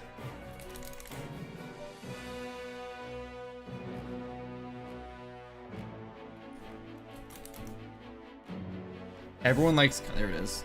Everyone likes calling this Gobbo, or everyone liked calling this Gobbo when we were working on a team, and so a lot of things got called Gobbo, and some got called Goblin. So it's really hard to find certain things. But also, I think Azura always loaded, needs to be loaded into. Not Ramshackle. Take it back. Frozen. Updates to the Goblin base area. Hyped. What kind of game are you making? What's up, Latin Ignition? This is an open world, cozy, casual, cooperative RPG. Does that make sense? Oh my god. Okay, let's try this again. Nope, that didn't do it.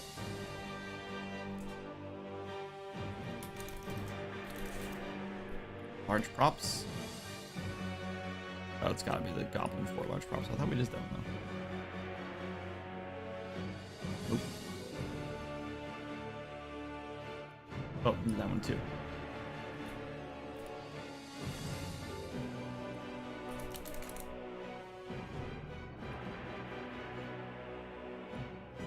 So many levels. Well, whatever. Nope, this is still missing a bunch of stuff. Why? There's so many levels and they're like things are like in the wrong levels everywhere. We should have just opened Azura, I guess, rather than trying to find the right levels in here. Arena. Lava cave.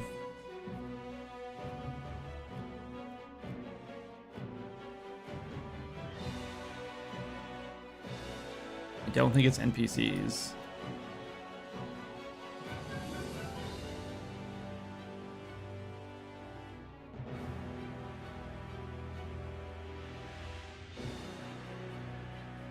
It's all ramshackle.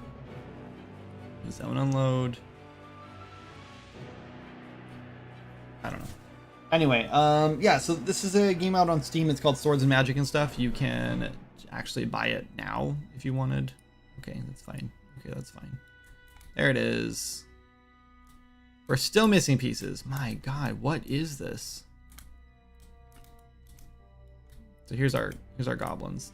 Also, these goblins are on the old spawning system. So we had an old spawning system where you drag the actual NPCs in and then they just respawn in the location.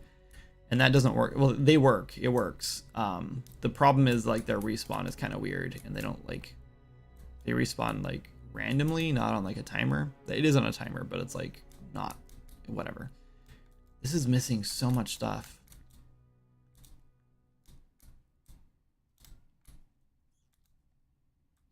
What freaking level is this?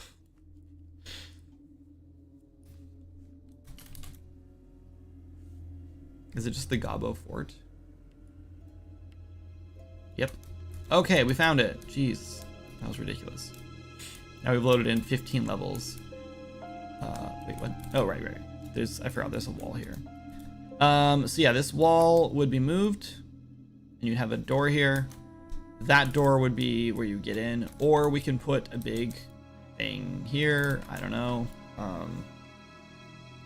Probably not. It'll probably be this door you have to get through. Anyway, in here's the meeting stone, or what do we call it? Gathering stone. We could make the UI for this today and like start actually like getting the logic for the dungeons in, I guess. But yeah, you interact with this, you'll be able to it'll pop up in, I don't know, I think we'll have a button that says like invite people to the dungeon or whatever. It'll pop up and like invite everyone in the server to the dungeon. And then I'm kind of thinking that maybe you can spend a resource to offer them a teleport, because I do think if we want players to play together, like one, I really love like the immersiveness of like players being like, oh, there's a dungeon starting, so-and-so's starting a dungeon, they've warned us, whatever, let's head over there. And then you have to travel across the world to get there, right? Love that. But also, I also understand that it's 2025. This is not like 2006 World of Warcraft, you know, when everyone like is running together like across the whole world to like meet up for a dungeon, which I miss. But like, I don't think we're going back to that. And this is a very casual game, so I also don't think that we're gonna appease. I don't think we're gonna make too many people happy if we do that. So yeah, I think maybe we just have like a button on there that lets you spend a certain resource. I don't know what it'll be. Maybe cubic sources would be kind of cool, because people have been gathering those up and looking for uses for those. Maybe like we like make a new item or whatever you can use or craft or something. I don't know. Anyway, it'll expend one of those, and then you can summon everyone, and then people will just get like a pop-up that says like teleport to dungeon or whatever, and you'll click it. It'll just teleport you in. Boom, you're in the dungeon room. And then in this meeting stone, whoever initializes, I guess, whoever initializes it, will be able to choose a difficulty. I don't know how we're going to do that part yet, but I think there's going to be like a default difficulty that's like the challenge in this dungeon that's like default, and then we'll have like an epic, like mythic, whatever, like higher tier that's like end game level, that'll be like level 50 or whatever. Most of the friends I play this game with are really casual that don't like game much at all. They would just like to be able to tag along easily. Yes, agreed. And that's exactly why, like, I love the idea of players having to like travel across the world to go there or whatever, and it's a cool idea, but in reality, I think it makes more sense just to teleport them in. I do think it should cost something, because otherwise players will just use these to teleport each other around, and like, I do think we need some sort of cost, but still. Oh, thanks for the gifted sub. Appreciate that. Watch the trailer, looks super cute. Thank you, Mission. Appreciate that. Like new Zelda-ish. Yeah, it's got some. I'm a big fan of Zelda. Zelda's like one of my like very favorite games. Growing up playing a lot of Majora's Mask and Ocarina of Time and Link to the Past. So there's big, and also Breath of the Wild's amazing too. So like there's a lot of like inspiration there. So yeah, it's very much, it's sort of like a mix between Breath of the Wild, I guess, in like sort of like how the open world works, mixed with World of Warcraft and how like the questing works and how like the game is kind of structured in zones and everything. And then Skyrim, I don't know, I guess maybe Skyrim not so much anymore. I guess it's sort of like more like a casual Skyrim. But then you add in multiplayer, but the multiplayer works more like a survival game, like Valheim, for example, where you can just invite your friends to play. There is an official public server you can play on with other people, but rarely people play on it. It's mostly just used for events, but you can jump in there. A lot of people use it for trading. So you can go in there and like someone else can join you and you can just trade items with them. But yeah, so it is yeah, the multiplayer is pretty cool. It's also, you keep a local copy of your character, so it's all a local save file, meaning you can jump that character around to different people's worlds. So that's another reason why it's so casual, because we can't stop you from cheating, and that's fine. We don't care, because it's so casual. You can totally do that if you want to. We frown upon cheating and then trading cheated items with other players, obviously, but there's not really a way for us to know if you did it or not. So, but yeah, the game is meant to be played with like up to 8 players, and that's kind of like our limit. In fact, we're actually thinking about doing dungeons as like just 4 players, like balance them around 4 players, and letting players do whatever they want to do. So if you want 8 players in a dungeon, I guess you can do that. We actually, I don't know, we might limit it to 4. I think dungeons are the place where I think we are going to limit it to 4, and then just tell people like whatever. But yeah. But we are going to warn people like this dungeon is intended for 4 players, so you know, be prepared or whatever if you're going solo. We have also considered letting players use like introducing like a summons feature, sort of like how Elden Ring works, so you can like summon in like allies to help you. And honestly, the summons in Elden Ring are sometimes buggy as all hell anyway, and they just spawn into the boss fights. So maybe it's not that crazy to do that, and we could just have them spawn into boss fights or whatever and just heal you or do some DPS or whatever, or tank. Or it's perfectly reasonable.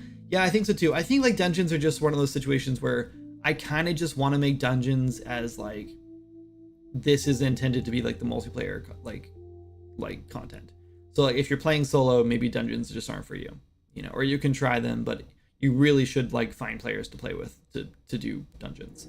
And I don't think that's asking too much, because I think most players like have friends that they play games with, or they can easily find people on like our Discord or whatever. So Golfer, this is one of those situations where I actually think it'd be kind of cool to use a server and actually have like a looking for group, or like a party like matchmaking thing, where you can like put a request out or whatever, and we could send that request to everyone else playing or whatever, and just be like, so-and-so's looking for people to do this dungeon or whatever. That'd be easy to set up. Cool. Yeah, I think that'd be awesome to get like, to just be playing and have like an option in your menu or whatever that says like, you know, opt in to like party invites, or not party invites, but like dungeon invites or something, and then when people do a dungeon invite, everyone playing the game can get pinged, and then I don't know if we could do, I guess we could just have a button that just like logs you, like joins their game. That wouldn't be too bad, I don't think. I think we could do that. At the very, if we can't do it with Blueprints, we could definitely do it with C++, I'm sure. Because that'd be really cool if you just get like a pop-up and got like a dungeon invite and you're like, cool, yeah, let's go. And then you just go. And we could even do a like an opt-in thing, sort of like World of Warcraft does, where you just like go to your options menu. Maybe it's in your journal or something, and then like you can just opt into like certain dungeon invites, and then you'll just get pings for those when that happens. I think that'd be cool. So yeah, just like a dungeon finder system. I think that could be really neat if we have like 3 or 4 different dungeons to go through, and yeah, I think that could be really cool. But yes, henchman. Henchman is a great term for it, yes. And that was one of the ideas. But I don't know if we do like a dungeon finder thing with the server, because we're really leaning towards setting up a server right now for Twitch support, among other things like a marketplace. And I think if we add a couple of those things, then that could be really neat. And then I don't know if we would need henchmen. I think like the thing is, there's already summons in the game. Like you can summon a mending fairy, right? And you can summon like you can summon allies, whatever, to fight with you, and have companions and everything. And with the skill trees, you'll be able to have a companion without having the whistle. So I do think there's a lot of potential for like doing a dungeon solo with those sorts of like features. Like I think there's just so many ways you can like optimize your build and optimize your stuff that I do think players will be able to solo the dungeons. If they need to, they'll have to go a few levels over the dungeon to do it, but I think that'll be fine. Will they be able to solo the end game dungeons, like the epic level ones? I hope not. That shouldn't be a thing. But like you shouldn't be doing those dungeons unless you're ready, like with a prepped, experienced team, because that's supposed to be like the hardest hardcore content in the game. And I know it's a casual game, but I still want some challenge for players who want it. The server thing you were describing now sounds awfully like the server idea I had earlier. Only difference is that you'd spin up your own server when entering a specific area. Yeah, so Red, we have things like that. Here's the problem. Okay, here, let me paint the picture for you. You joined a game with me, okay? And we're just hanging out, doing whatever, and I decide I want to go to Bone Reach, and Bone Reach is a different server, right? Different location. So I'm like, okay, I'm going to take off the Bone Reach, and then I go to Bone Reach. And now keep in mind that world saves are local on your machine. So whenever you do something in my world, the server triggers a save for me because I'm hosting, and then it saves. So now so let's say you're working on your house that you have in my world, and I leave to Bone Reach, and so it spits off, and I now load in a new world. Well, now I moved into that world, and it has now kicked me out of the server, which I run, by the way. So I would have to do a thing called oh damn, what's it called? Man, I'm bad with words today. But basically what would happen is I would start a new level or new game, basically, like in Bone Reach. It would just host another game like I do now when I normally start it, but instead of loading into Tierwin, I would load into Bone Reach, which is fine. But then it would have to, oh my god, I can't think of the term, it's just like on the tip of my tongue. Migrate. You would have to migrate the server host to you. So now you become the host. Well, now what happens is you have all of my stuff in the world, right? You have my house, my loot, my chests, everything, your house that lives in my world, etc., etc. You have all my progress and everything. So when you make a change now, it can't save locally on my computer anymore because you're no longer on my server, and my computer has nothing to do with your game anymore. So what we'd have to do is if I did that and we migrated hosts or whatever, it would essentially have to just kick you out and log you back into your single player world, or like host a game world. And that's why we can't do that kind of stuff. Like, I know it sounds like, oh, it should be easy, but like when you start breaking it down and think about like all the details involved, it's a nightmare. And I thought about this a bunch because I actually want to build a game where it's like an MMO, but it's like a casual MMO or whatever, like no combat or anything like that or something, I don't know. But it would just be like server migration. So like one person joins and they're like, there's no one online yet, so they automatically host. Someone like 50 other people join or whatever, and they just keep joining that same person. Maybe not 50 is probably insane, but like let's say 10. 10 other people join, and then we probably split off to a new server after 10 or something. But anyway, and then if that host leaves, it would just migrate the server to the next person, whoever has the best internet or whatever. And then as people leave, like the host just keeps getting migrated. So it would all be a shared world. Every time someone joins, they would get into that same world. But yeah, the problem is you couldn't make changes in that world. You can make changes locally to your character, but you couldn't make changes in that world because there's no server, like local place for that world to live. And that's like the problem with the server migration thing, is that it works really well for like matchmaking games, like you're like a PvP game where you're like Halo, for example, you're playing each other, whatever, and the host leaves. You could have like a quick second where it's like host left, reconnecting, whatever, and it would take like 2 seconds, whatever, and the next person would be hosting, and the game would just go back to where it was, right? But since you're not changing like any crazy things, whatever, it'd be fine. Or everyone can have a local version of the game world if you were changing it, but then like if everyone left the game world, all those local changes would have to be gone because there's no global server to hold them all, right? I forgot about that on Halo. I don't remember. I assume Halo did that, but I can't remember. I've definitely seen it in games, and like the whole like server migration thing is a really cool feature that is helpful in multiplayer games like that when you have locally hosted things. I think most games now use like an actual like official server, like, or several of them that you like to actually join their server to play on. That way it's totally fair. No one can cheat or whatever. Because if like that's the thing is if you're playing like a competitive game and you happen to know that you're the host, you can break things, right? You can cheat. Got free lunch at work today. Spring rolls and grilled chicken bond me. That sounds good. Hold on. Necromancer, Skelly Accessory, and Dark Spirit Summon really got me through the game. Yeah. I've been noticing on my hardcore run, on my Forgotten run, that the companions are not balanced very well. They do way more damage than they should be, and they can take way more damage.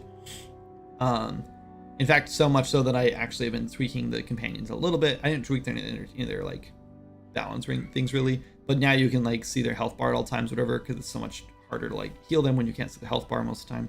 So anyway, I see what you mean. You'd need to send data over to the other player to keep it working. Yes, and then the problem is when the other player wants to get back on and see the changes, they wouldn't be able to unless you had a server where they could live.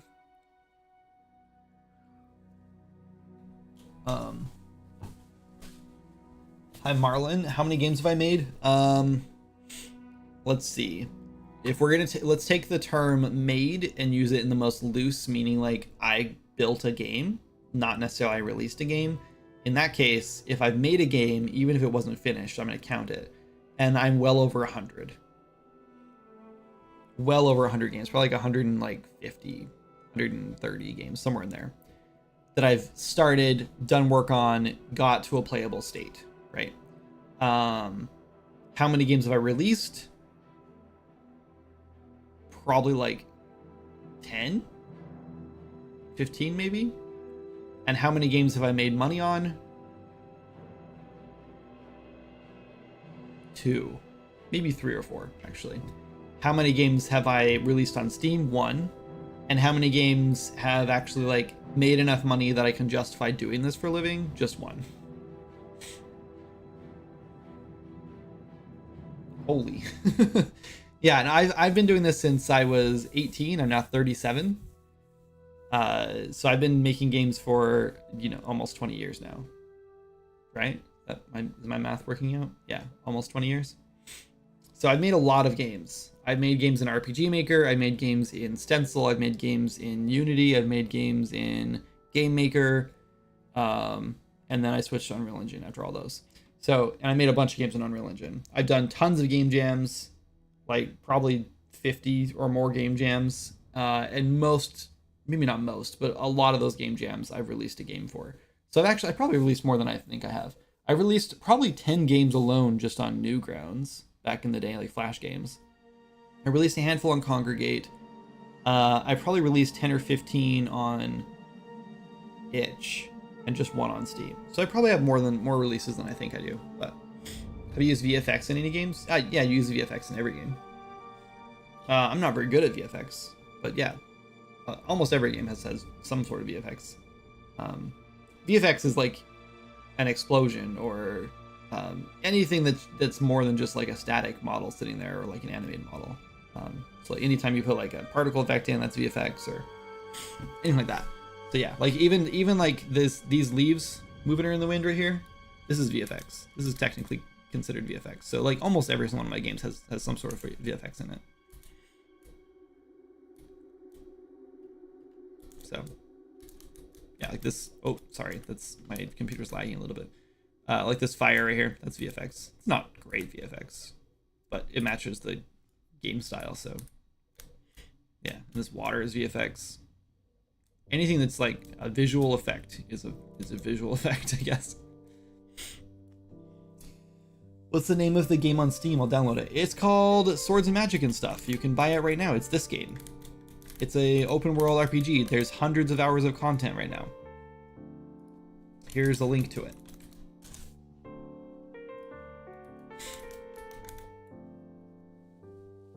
There's also a link to Seeking Adventure, which is not done yet. That's my other game. And there's a demo though for that one if you want to play the demo. Anyway, so yeah, dungeons. Really love the dungeon finder idea. I don't think we necessarily need that right now, but that's something that should definitely be high up on our wish list. Let's go do some actual work. Hold on, before we do, let me save. And then let's do, I need to add a plugin. I just bought a new plugin the other day and I'm really excited about it.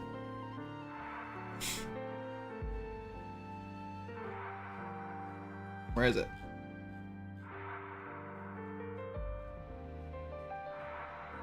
I know I added it to do before.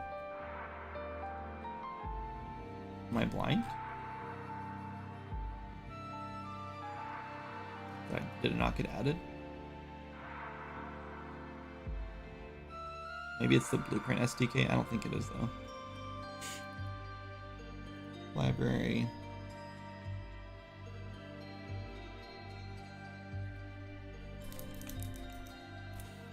Called Blueprint Assist. It's definitely added.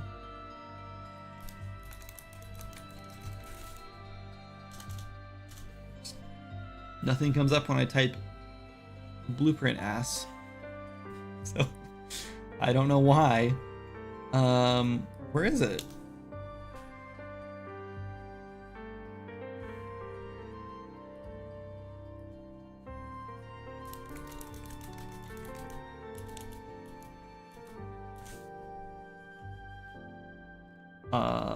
Don't love that it's not showing up now. I literally spent $20 on it.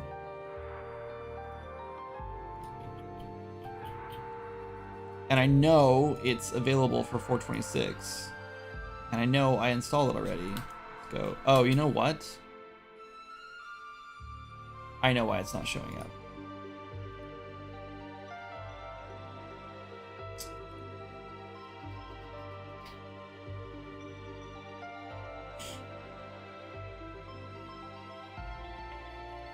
I have to go install it manually because I just remembered this is a custom version of the engine. So it would be installed in my actual 426 version, which is somewhere on my computer, probably in D drive.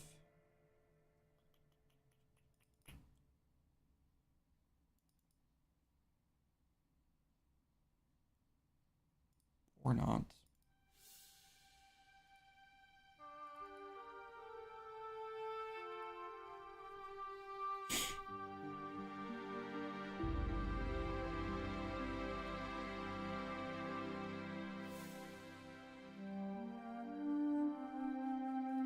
Hang on, we'll find it. The games 426.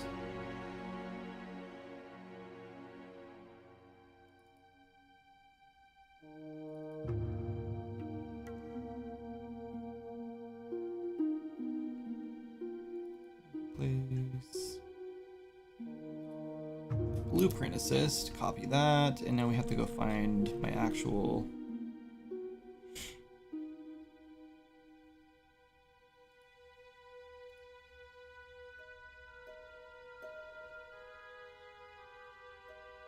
Oh geez, I don't even know where this is. Found it.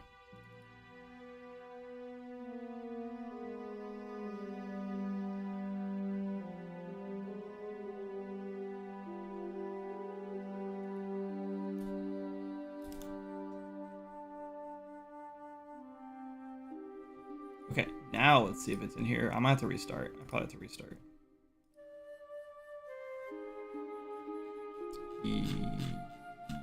Oh, you know what? Probably not only do I have to restart, but I probably need to rebuild the project. So I guess I won't be using this right now. It's fine. I'm sitting at 148 hours and still have yet to explore new stuff. Wow. How far have you explored all the zones? That's a lot of time in this game. I'm glad you made this game. Thank you. What's the name of the game on Steam? We're gonna talk about that. You caught my attention by talking server migration and data handling. That's why I asked if you have looked into Spacetime DB. I have not, and did I miss your message? I'm so sorry, Dingo. Oh, yep, I did miss your message.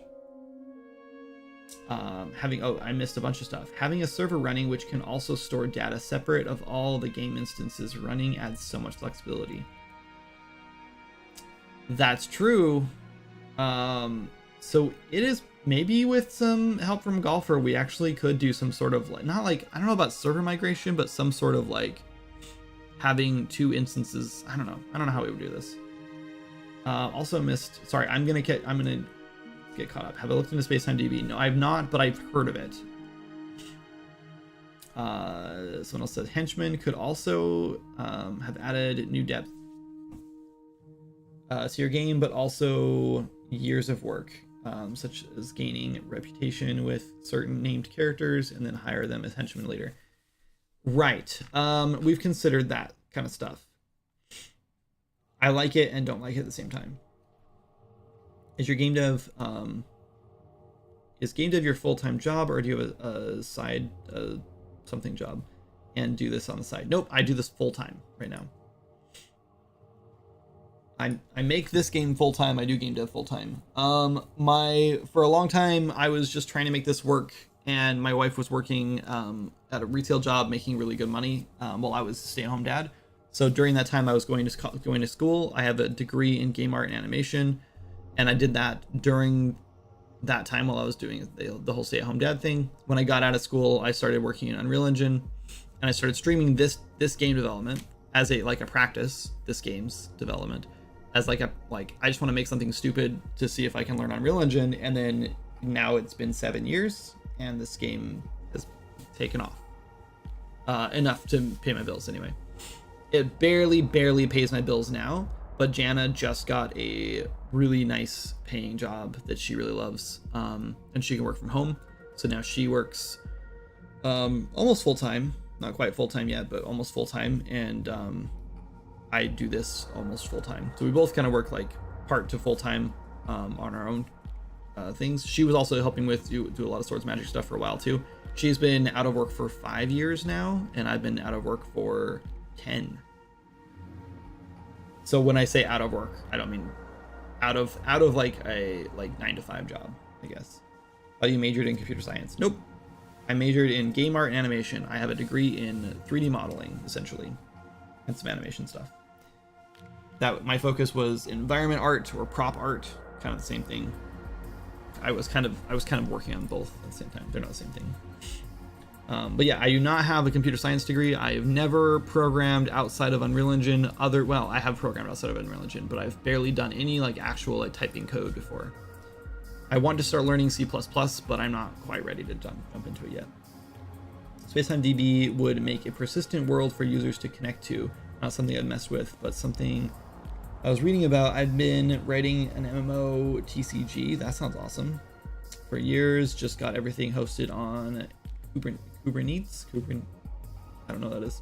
This is and 90% stateless. Client is built in Unity and needs a bit of TLC. Nice, that's cool. Yeah, the cool thing about Unreal Engine is it really does open up possibilities for people who are not computer science majors.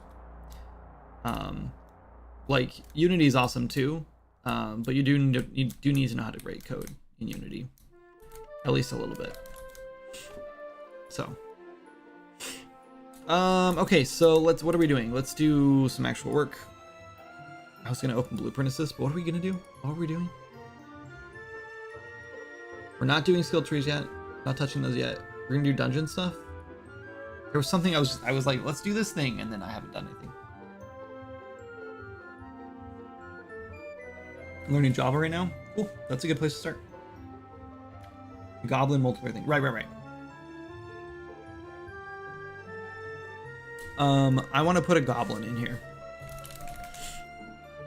So we have a BP AI goblin. Cancel. Try again. Plunk. Okay, this is our BP AI goblin. So BP, oh, his mask is all messed up.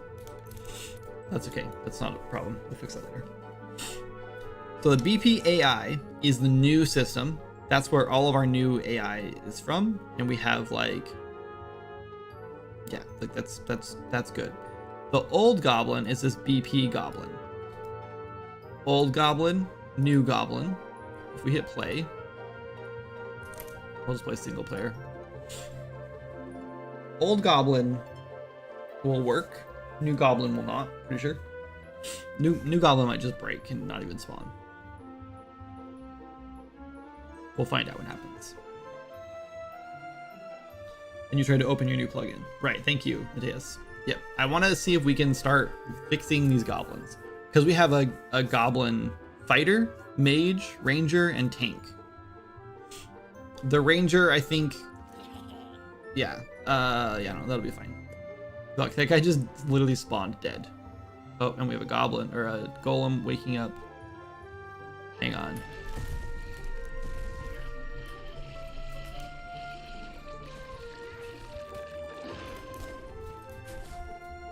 You're a boring goblin.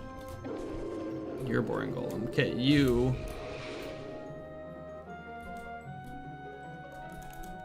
Yeah, this thing just does not work at all. And I don't know what's wrong with it. He just spawns dead. Actually, I don't even think he's dead. I don't think that's not even like a death pose. That's just him laying on his side for some reason. Okay. Delete that. Let's turn this off for now. Actually, you know what? Let's not turn it off. Let's do this. I don't think we can drag the AI in like that. Well, let's see if we can spawn it officially. Let's spawn a goblin fighter. And then let's go see. There's not even a thing for it, so I don't know why we even think this is gonna work. A data asset for it. Should be red data assets for our goblins. If there's not one, then that explains a lot, because we have to have one to get the BP AI stuff to work. I do not see one, so this does explain a lot. So let's go look at...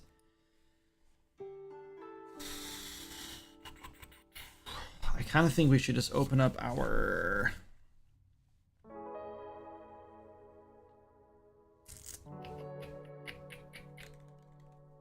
Let's open NPC editor.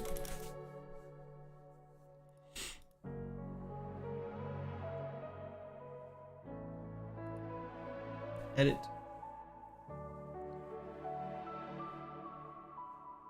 Oh, not edit. Damn it. I meant to launch it or open it. Run it.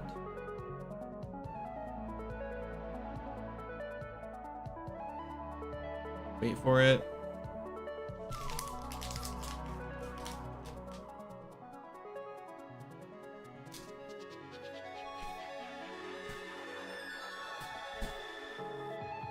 Unreal is so slow when I'm streaming.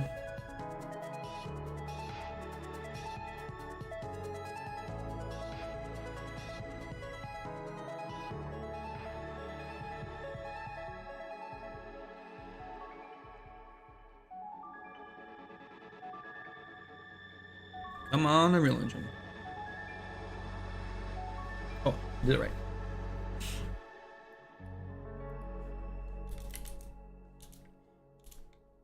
Okay, let's make a new one called Goblin Fighter.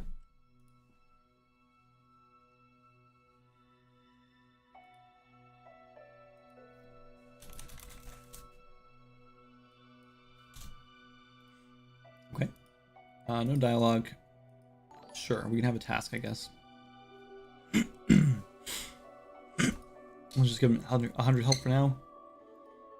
Poise, let's make this like 80. Action is goblins. No town. Combatant. Persistence is just default. Okay. So we do not have a way to make him look like a goblin right now because we don't.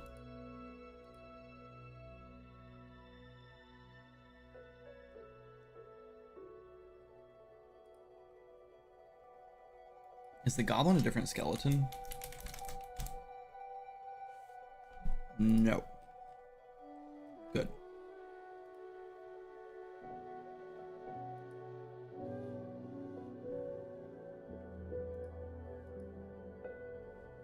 Okay, so we're just gonna make them custom, I guess, for now. And then we can change the color right there.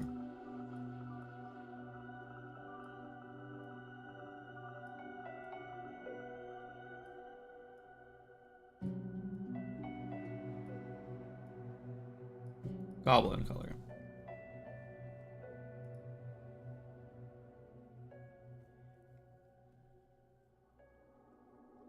I don't even know what like face we give them.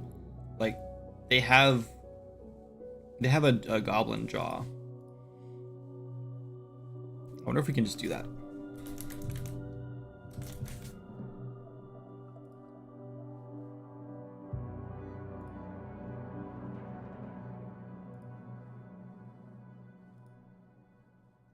That color is way off.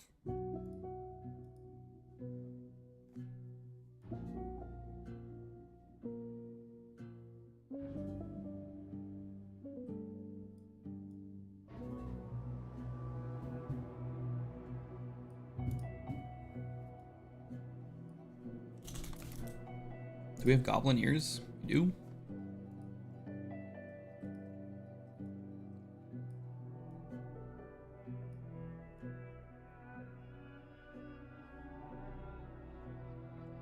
Is this really the ears we're using though?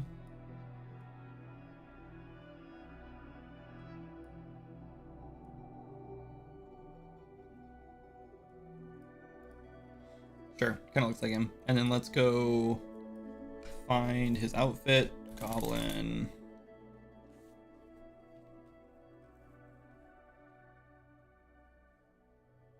Filter.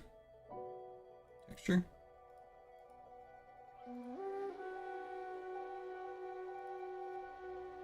Okay, we have a goblin.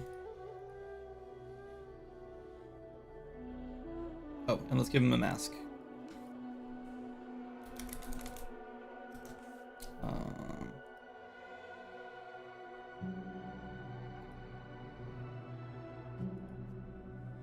Cool. And we can make more variations of his style if we wanted to.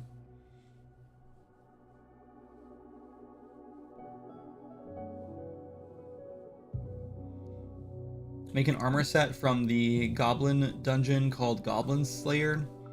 Make it look like the one from the anime with bonus damage to goblins. That'd be cool.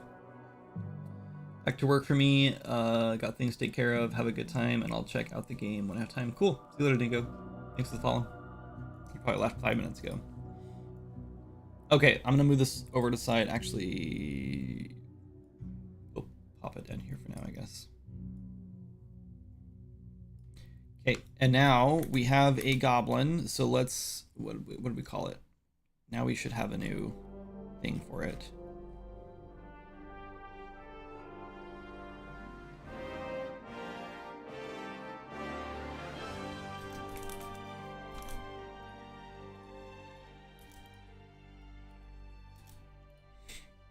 Let's see if this does anything.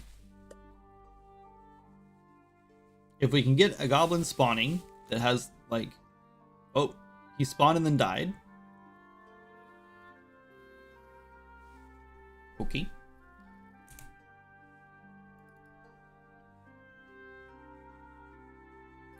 Let's open this. Okay, this is nothing. Let's go open this one.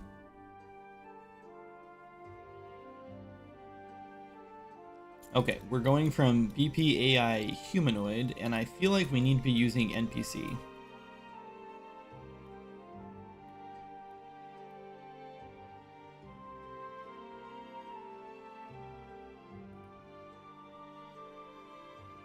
It is a child or a base.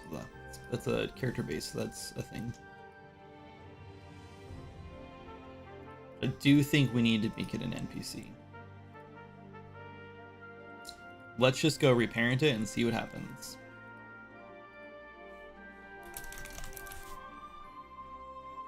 Will this break everything?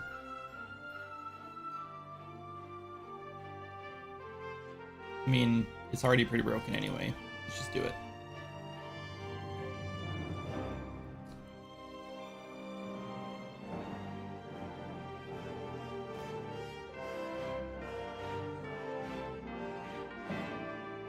I break. I'm gonna take a break too.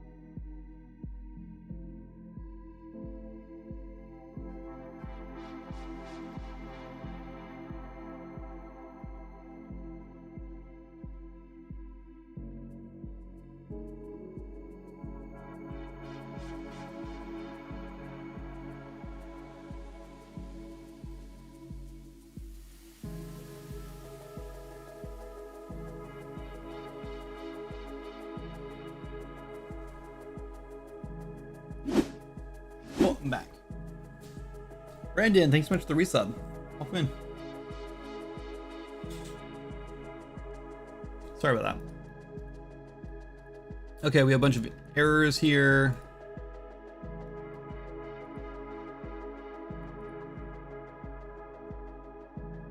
I don't think we need to be doing any of this. I think we just delete all this. Oh, we're setting our ears. That's all stuff that we don't need to do. I don't know what this is. Oh, you know what? I bet. Is this actually a new...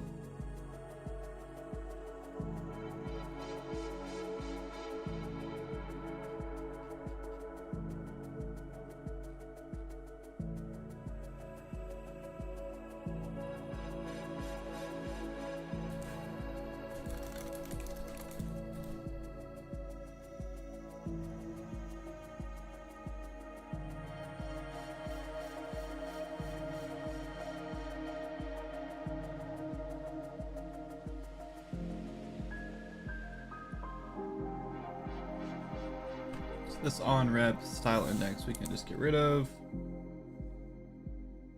What the heck was that? What is this giant cube? What is this? Mask?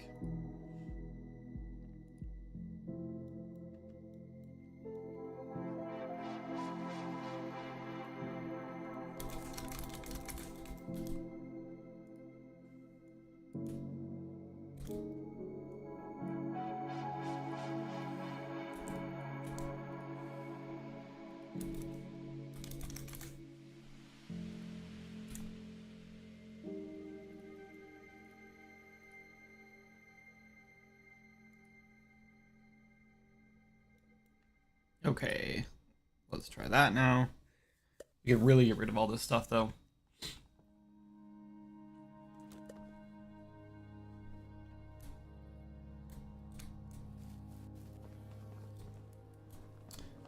I don't know why he's wearing a gigantic cube as a mask.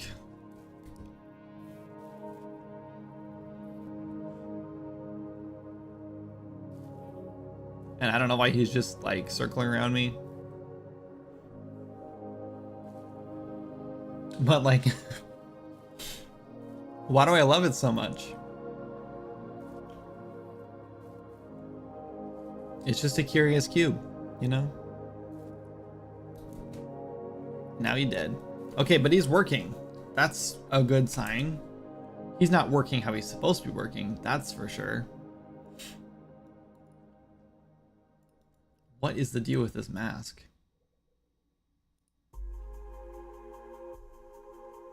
We have a jaw 0. Ears, mask, and armor. I don't think we need any of these things. I guess we don't have a mask. We have a face, that's why.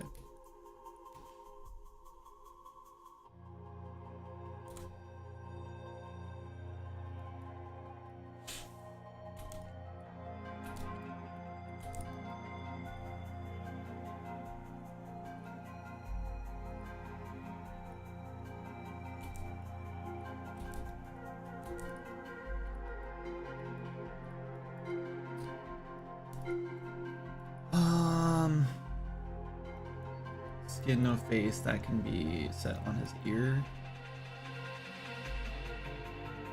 And jaw.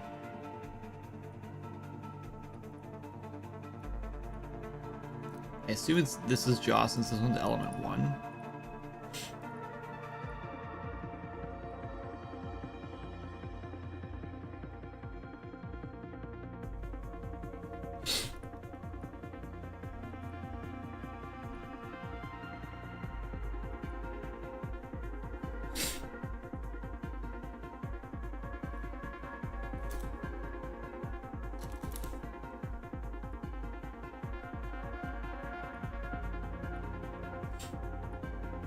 Try that.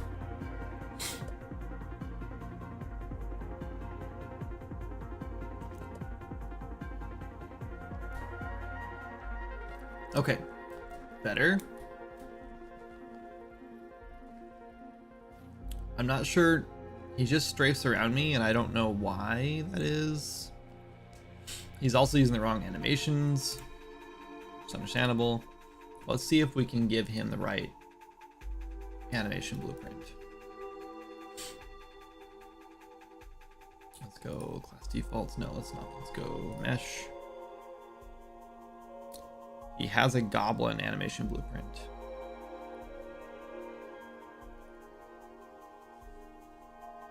Why is this not working then?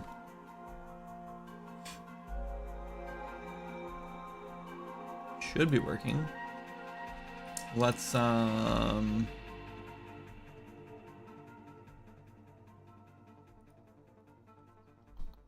think this is being changed probably.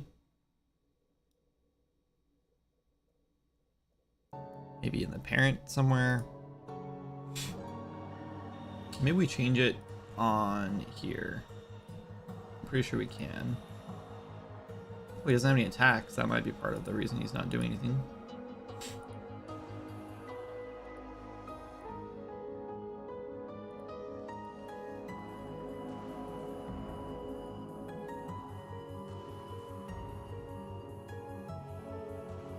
I swear there was a way to give him an animation blueprint. Maybe just open his thing.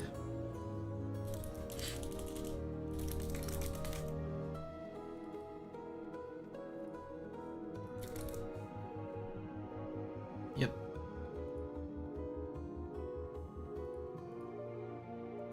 I was having issues with my CPU temps over 100C and blue screens all the time. Figured out why my case was preventing proper airflow. Oof, I hate that.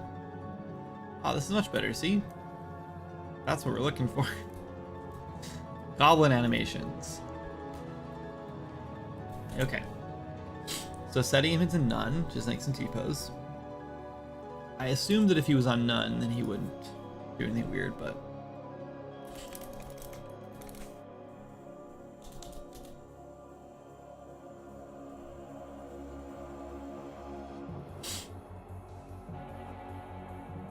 Took my front panel off and CPU temps went down 25. Wow.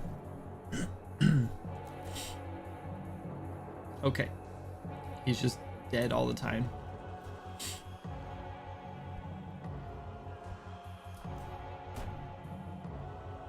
Interesting, I can't even damage him now.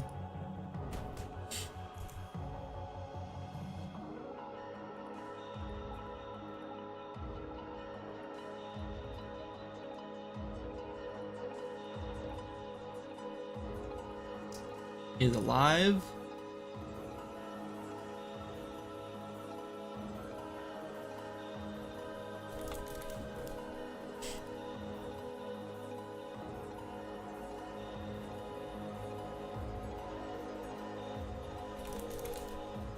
Why is it not working?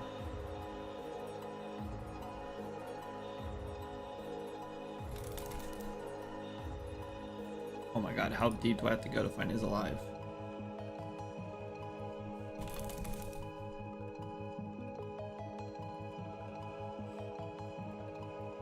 This just gives 0, just nothing. Not alive.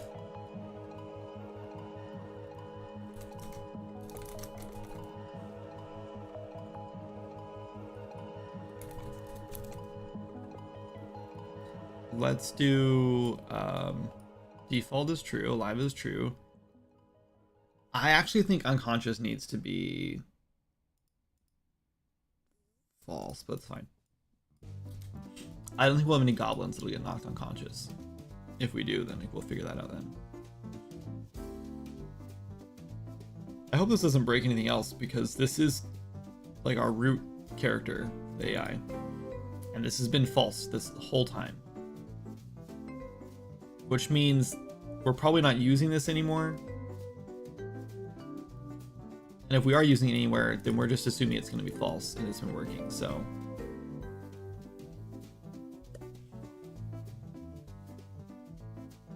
I think I'm going to buy a new case, the Lian Li Lan. That's the most confusing name I've ever heard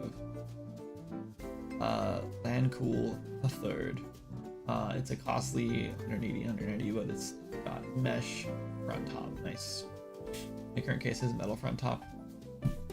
Oh, this is still not working.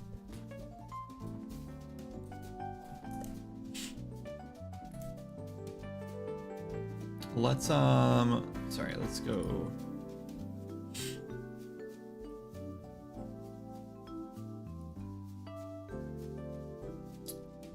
I guess we need to, I don't know, why is his life state not set correctly?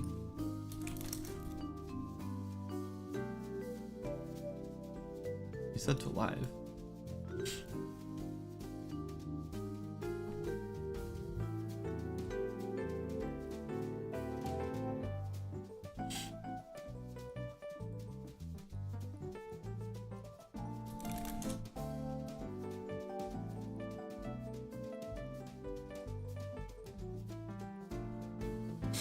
Very sleek looking, but it's bad for airflow with these components that run hot. Yeah, sounds like it. I hope you haven't done any damage to it. Okay, wait, this is all saying alive. Okay, let's diagnose the next one then. What is triggering that animation?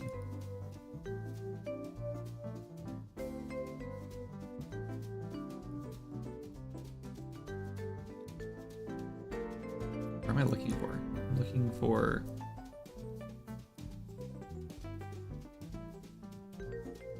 this. Okay, we have locomotion, that's it.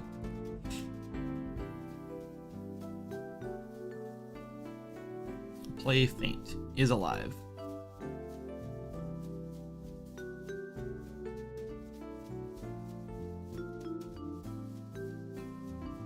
Okay.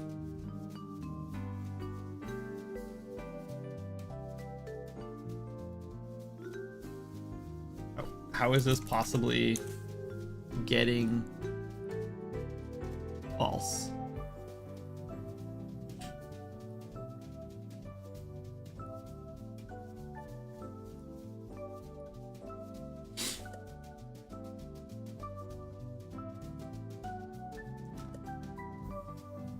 Alive, false. Why? How is this printing false?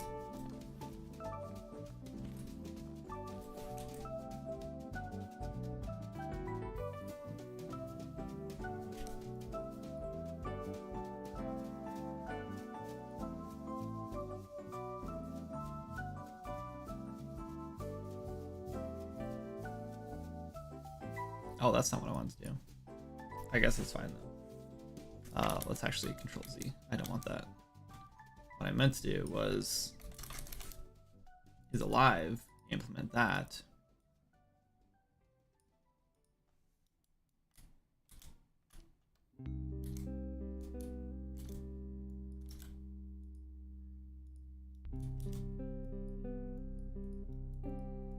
I mean, unless he is dead, then this shouldn't be giving us false, so I don't understand.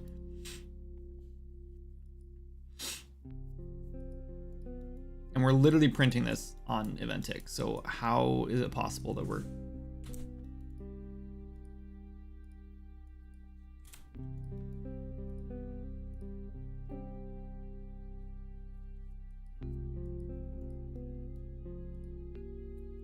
But what even is this?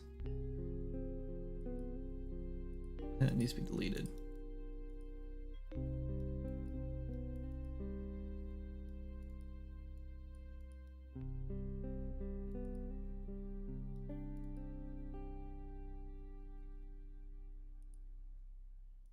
I don't get it. It's basically saving itself from overheating. The blue screens were good for it, even though it was annoying. Yeah. Yeah, usually if you have a high temp in your blue screening, it's because your CPU and GPU are usually pretty good about preventing that. False. What the F is going on? How is this false?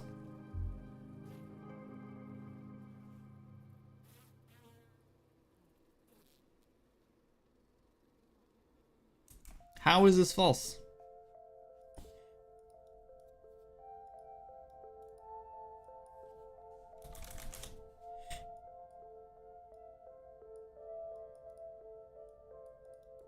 I'm about to breakpoint this and just like trace through because this doesn't make any sense.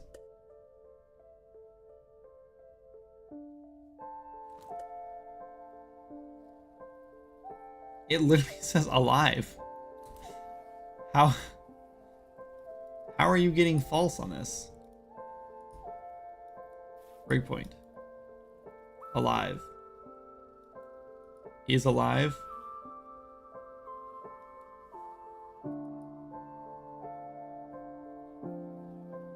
True.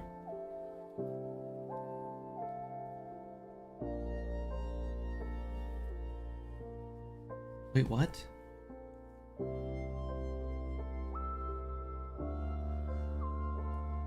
This is weird.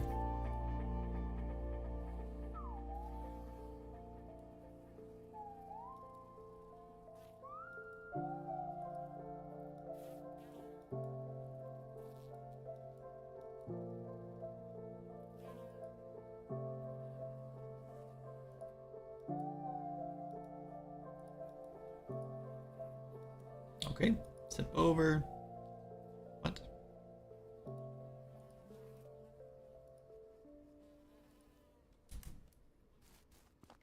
Sorry, wait, why are you not triggering again? Oh, there it goes.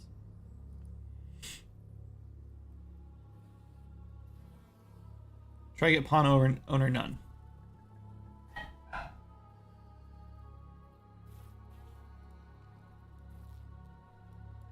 How are you not getting the pawn owner?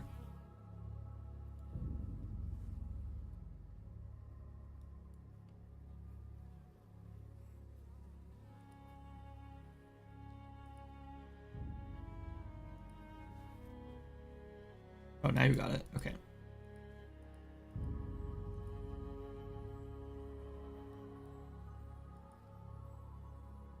False. But I couldn't step into this. Get pawn owner, goblin fighter. Do we screw this up? Is that why?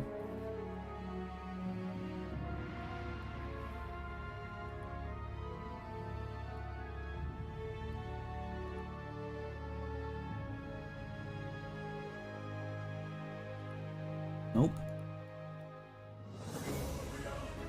This is definitely what it should be getting.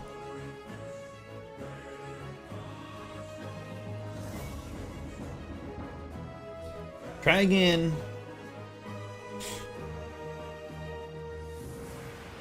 This is confusing.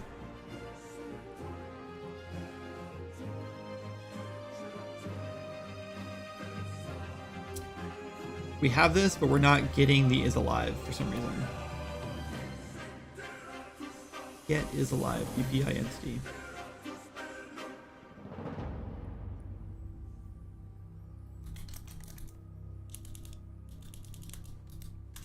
Is there not a BPI entity on this?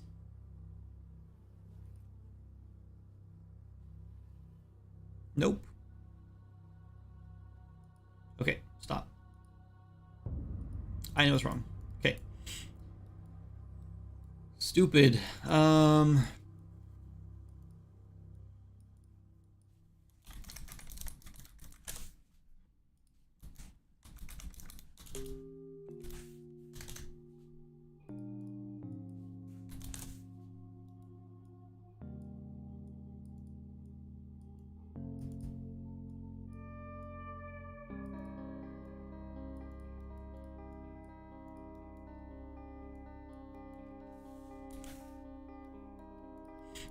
Okay, if we don't have the interface, then we're going to check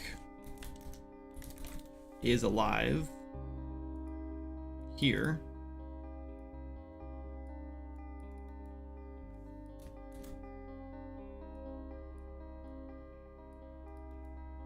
This is alive will work for our guy. Play.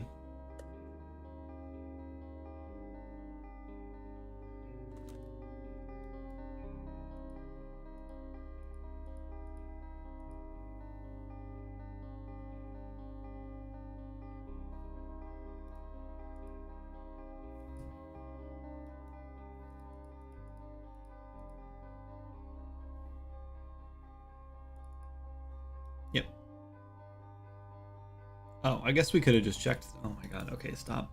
Let's just fix that then. We don't need this. We don't need this. We don't need this. We just do this. That'll work no matter what, because that uses the function that grabs the right one. Remove that. Float. Remove that. File, save. This can go away. There we go. Ad break. I can see what you mean about the Italian-sized restaurant pile of spaghetti. Yeah, and this is just... Okay, we're now working. Okay, we have a working goblin. Does he do anything? No. But we have a working goblin. Now we have to recreate his attacks, among other things, and make some new ones for him, and then we should be on our way.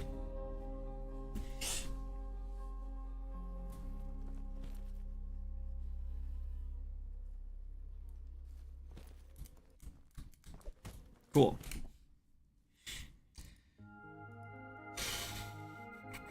Don't need that. Don't need that. Save that, I guess. I don't think we need it though. It's fine. Don't need it. Don't need it. Don't need that open. Don't need this open. Can close this, I think.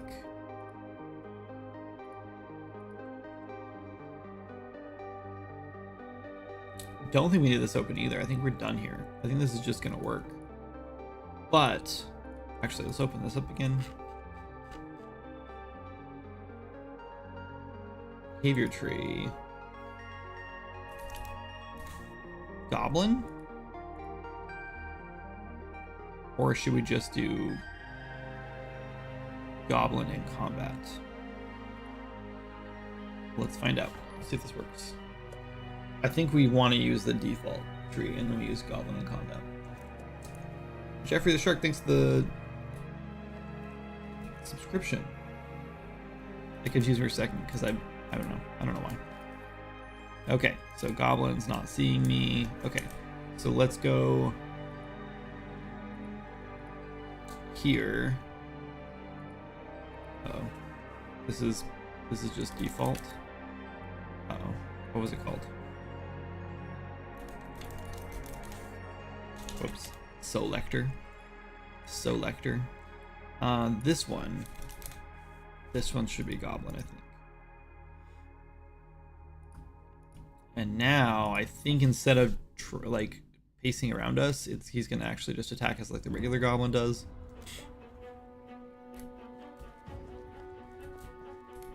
Or what he'll do is nothing. And that is also valid.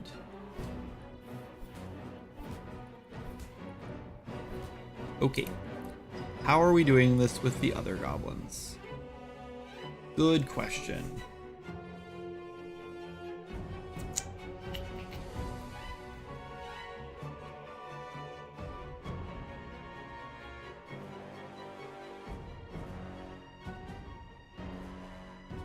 I have no idea.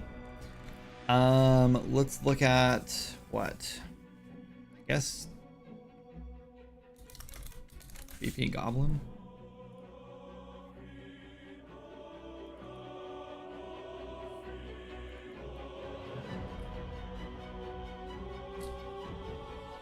Class defaults. Let's see. He's got to have PT Goblin. He's got 4 different attacks here.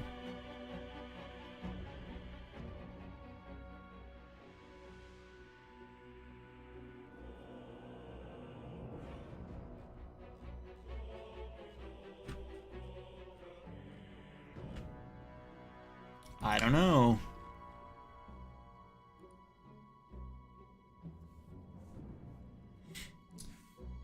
So let's open this, I guess. Let's go ahead. Oh my god, there's a lot of stuff going on here.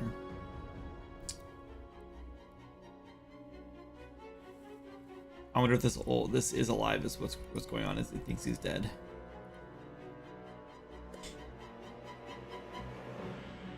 Nice debugging, thank you.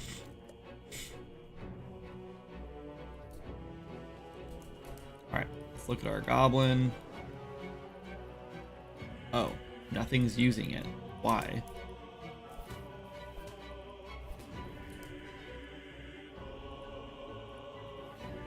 It's not switching to...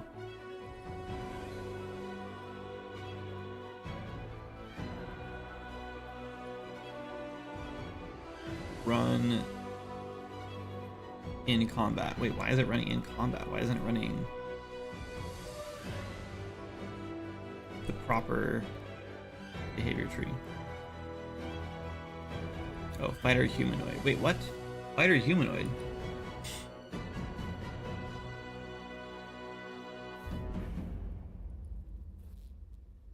Why aren't you using the right thing?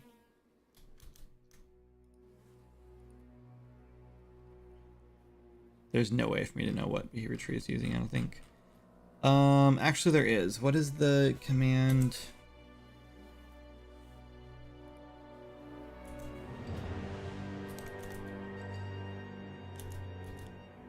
What is it? AI something?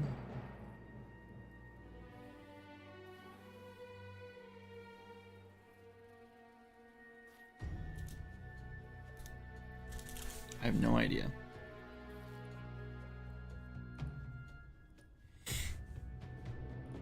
I'm gonna ask GPT and it's gonna give me the wrong information. I know it. I know it is. I know it is.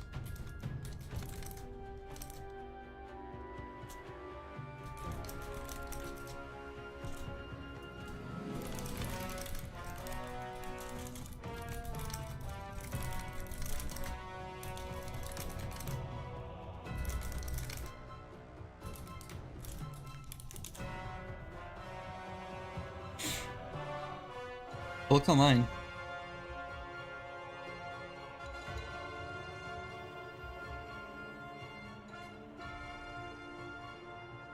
Press the apostrophe key. Oh, got it. That's right. Oh, no. Okay. Why does it say NPC fighter humanoid? On name. Okay, so that's right.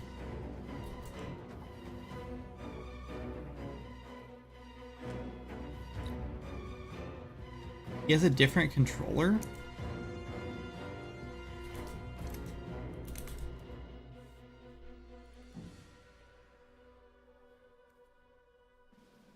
Ah. Why does he have a different controller?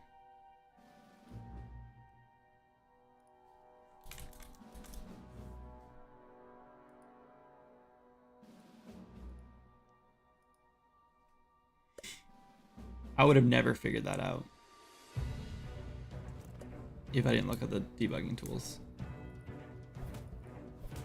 Okay, it didn't change anything. Target actor is not set. Why can we not find a target actor?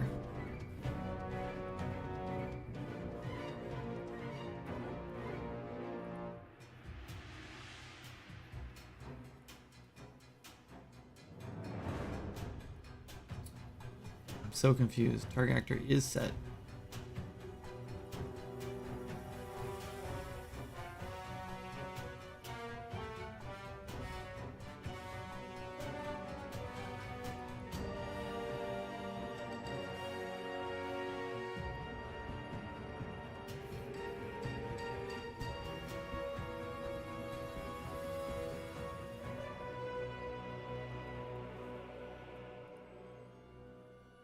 Unreal's frozen. Mini is done, and sadly it's time to go to bed. Good luck with the gobos. Nice job, Red. You should post your mini in showcase. I can see it. And thank you for the good luck. Appreciate it. I've been down this rabbit hole before, and I have not got this far before, so I guess this is a good sign, but the fact that we're just frozen right now randomly, not a good sign.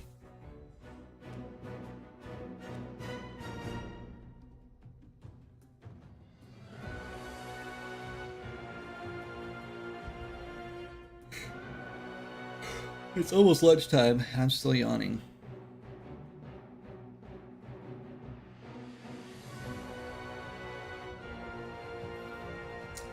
I don't know.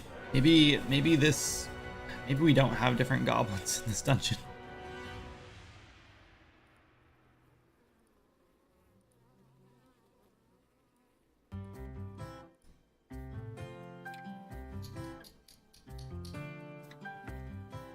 So the target actor is set, but it's not.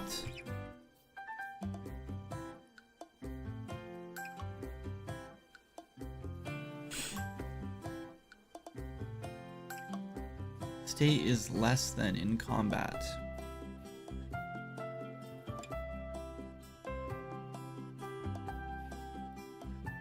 So it's acting like it is in combat. I don't know what this means.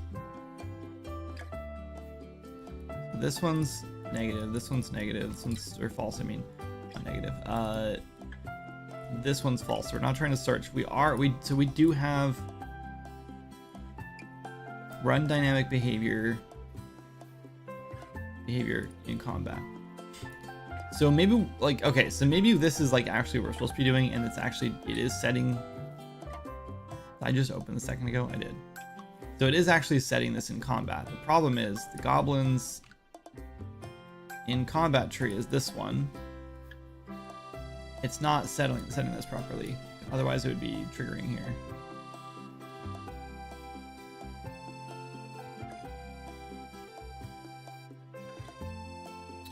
So what's happening? It's so hard to diagnose this kind of stuff because I already don't understand behavior trees as it is.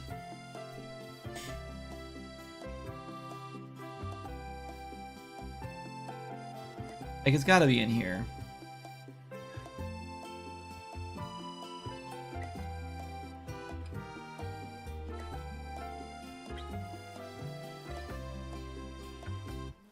Okay.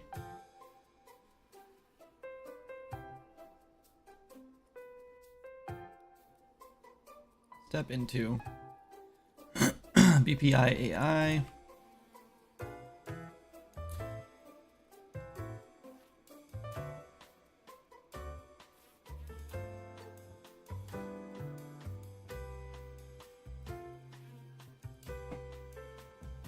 In combat.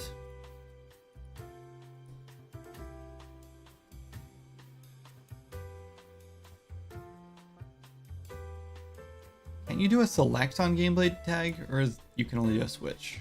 I'm assuming you can only do a switch, because otherwise this would be. Still, I feel like there's still an easier way to do this. I feel like, well, maybe not. Wait, what? Oh, combat, right? Duh. Okay, behavior combat. So what is this?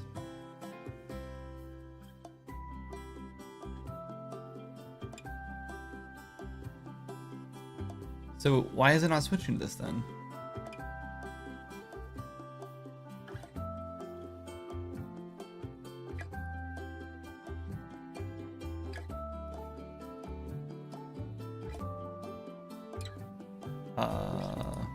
Okay, that worked. Set dynamic subtree. I don't know if this is a built-in function, but it's definitely setting this to the goblin.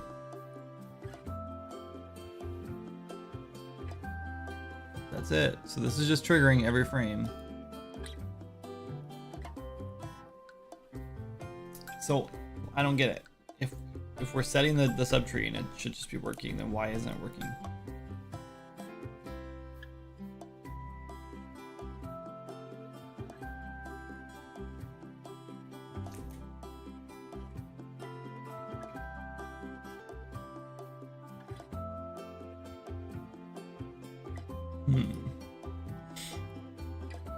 Like, it's not triggering at all, so I really don't understand.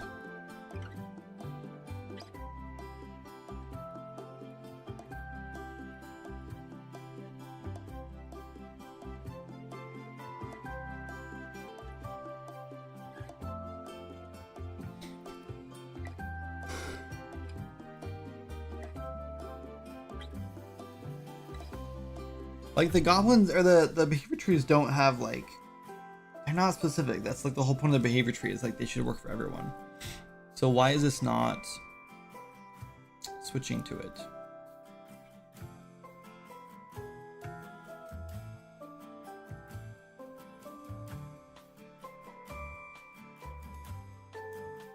What if we try something else? What if we try...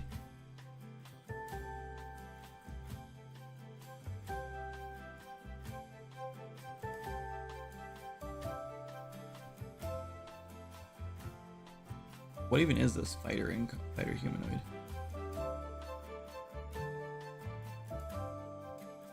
I don't know what that is.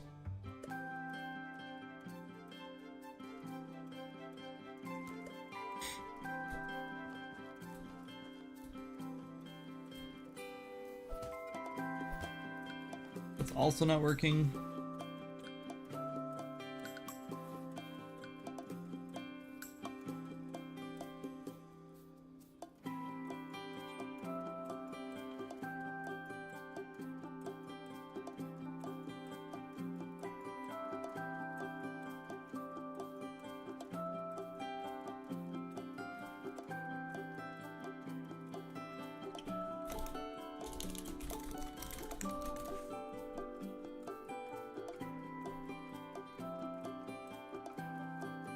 Not switching to these, and I don't know why.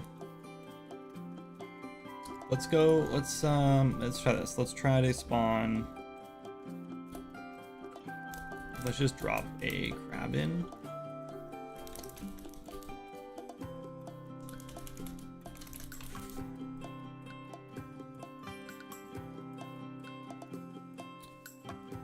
Yeah, that's fine. And let's go.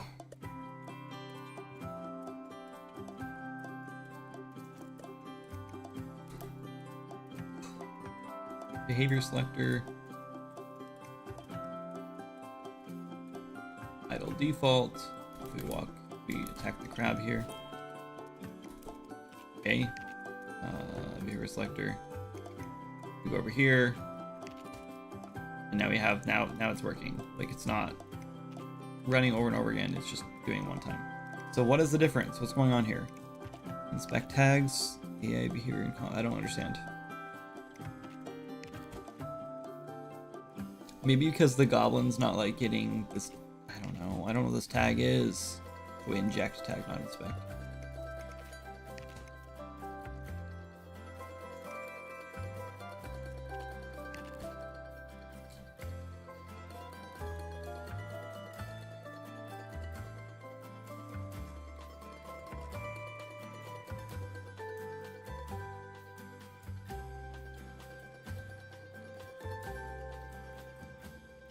BT crab in combat, step over, tag, behavior in combat.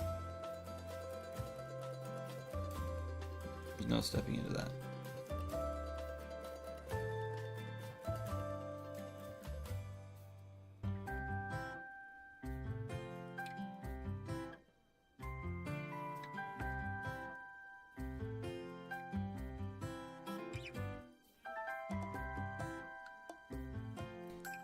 Behavior idle.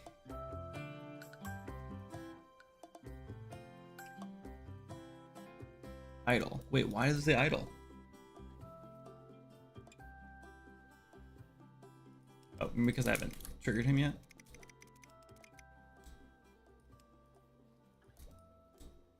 Stop, please.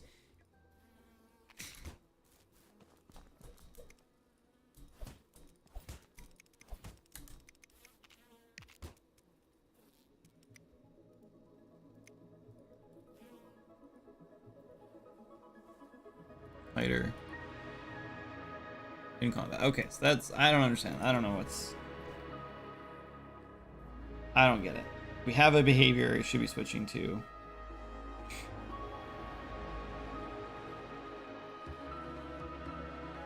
It's just, it's not switching to, and I don't know why.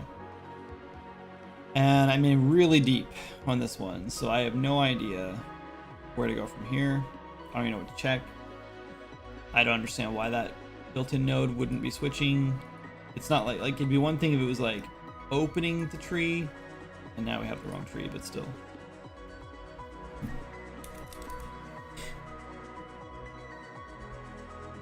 What if we put this as a crab?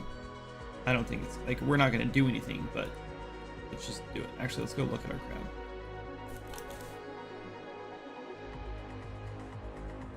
Crab. Yeah. So we have behavior selector, roam, task, and crab in combat. Behavior selector, idle. We don't have roam, but that's okay. Let's switch this to roam, I guess. Task in crab in combat. Okay. Let's try that, I guess.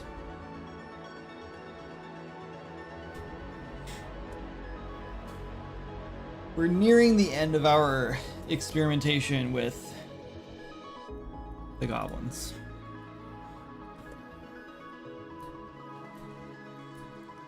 Okay, roaming. Oh.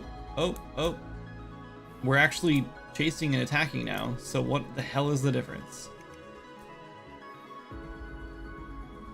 What is the difference? I mean, we're not attacking because he can't do the crab's attacks. He doesn't have it, but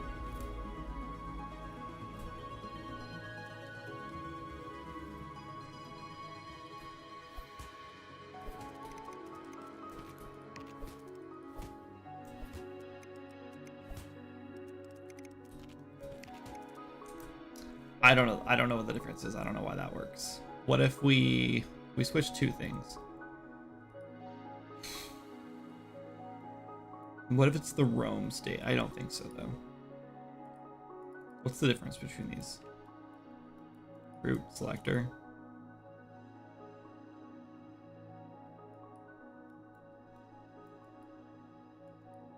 BB generic. Ah. Okay, wait, hold on. Let's try something else. Maybe that's the problem. Let's duplicate. No, not that. This one.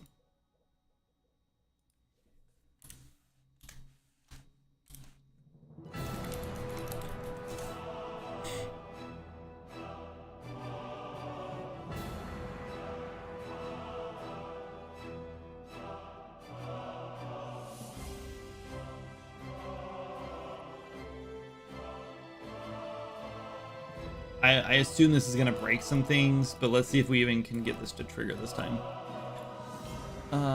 We're opening a lot of junk and making a big mess, so let's close some stuff. We don't need this anymore, right? Nope. Guess we don't need that. Or that. Or that. Or that. Oh wait, hold on.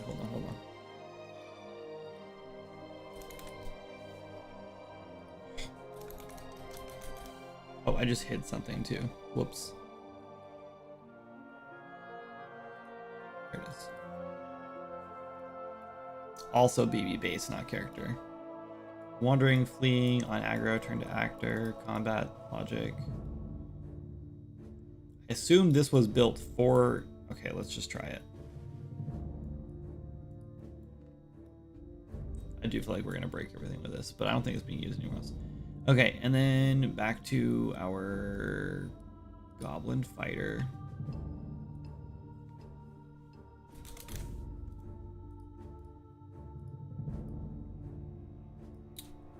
Let's see what happens. What's a red flag? J-Dog, what's the red flag? Uh-oh.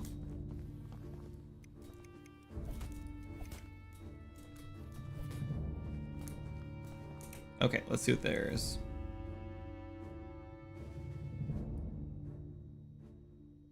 We should close this. Causing big performance issues.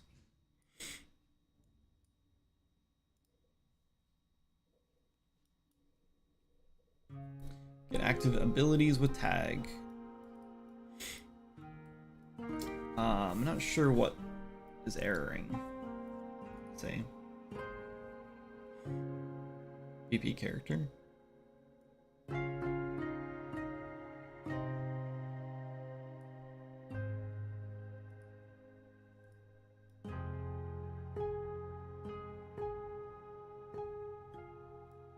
BP base BP character. Oh, BB. BB is in Blackboard. Blackboard character versus Blackboard base, but yes. That's because like so many different AI Versions have been built around this.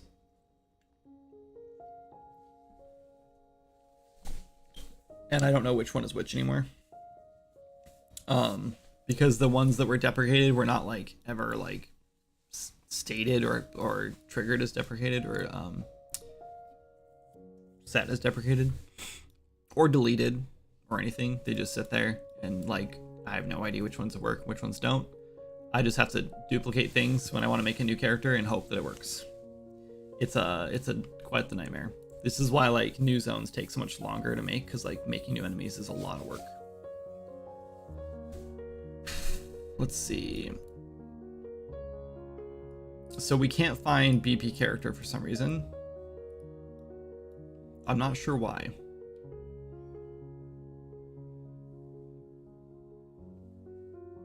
Like controlled pawn should definitely be BP character, but you know what it is? I bet it's because our fighter humanoid, which we should probably make goblin actually.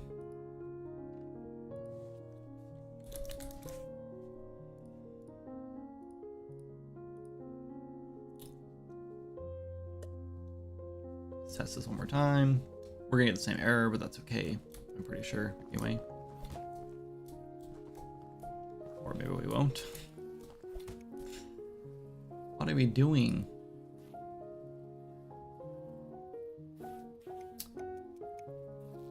Oh, this one. Yeah, okay. Is alive. It thinks it's dead. Okay, so stop. Because we made our own version of this, we can change this. So, is alive. Oh no, this should be working.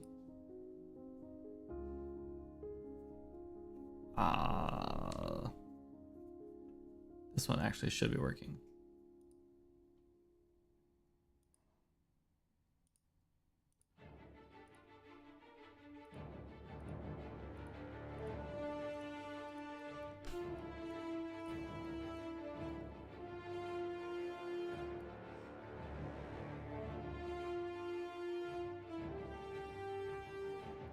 There's a set focus old.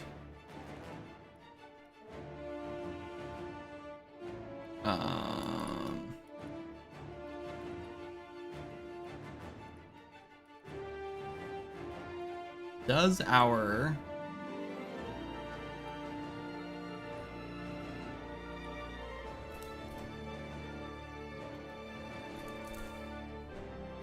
behavior selector take being alive into account?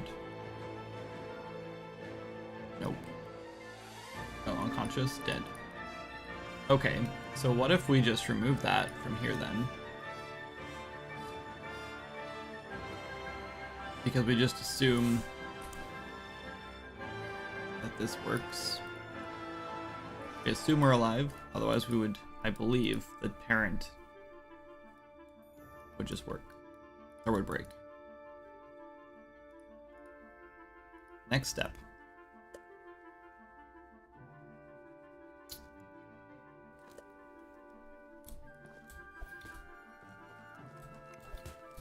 Still nothing. This is gonna be Blackboard. Self-actor is invalid. What? This whole thing is built around the other Blackboard, and the problem is that we've changed it, and I don't know why.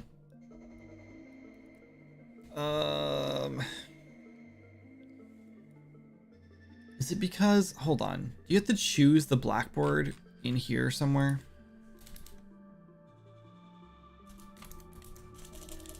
Or you know what it probably is? I bet it's somewhere in like BP AI character.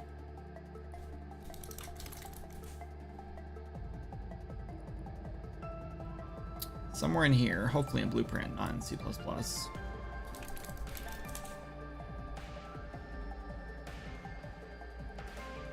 Hit blackboard.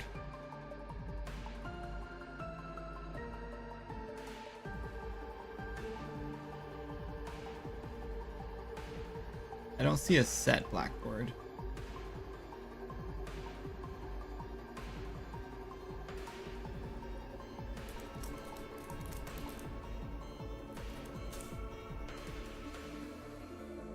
Okay, where do you set then?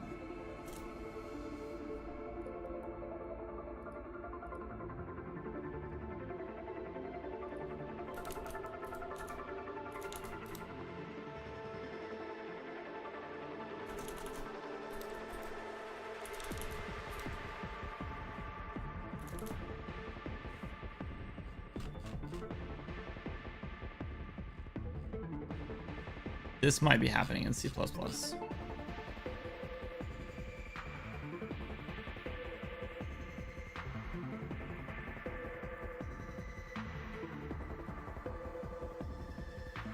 Set in the behavior tree.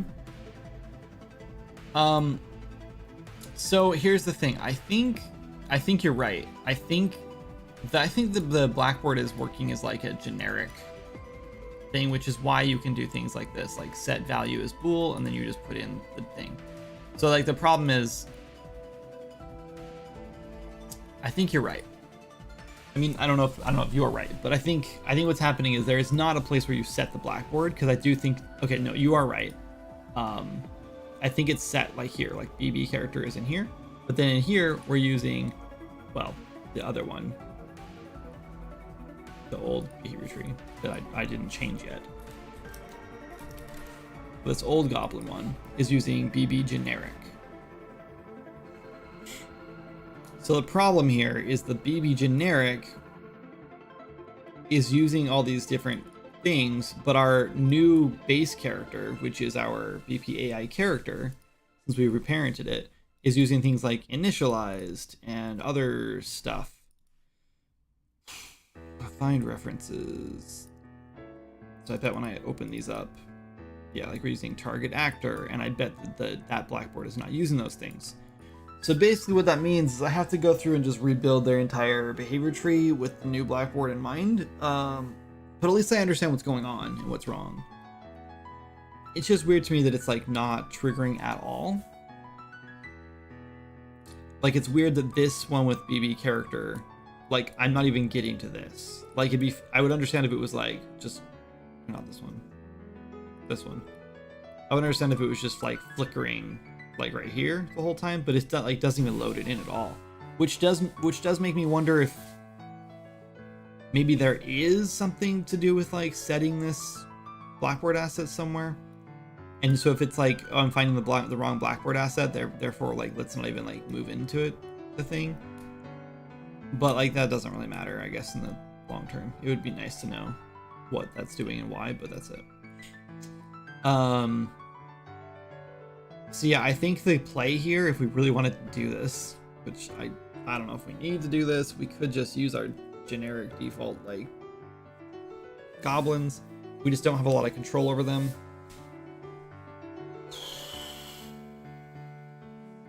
I would like to do this if possible, but I think the play is to, in this new behavior tree we just made or duplicated, I think in here we just go through and rebuild it.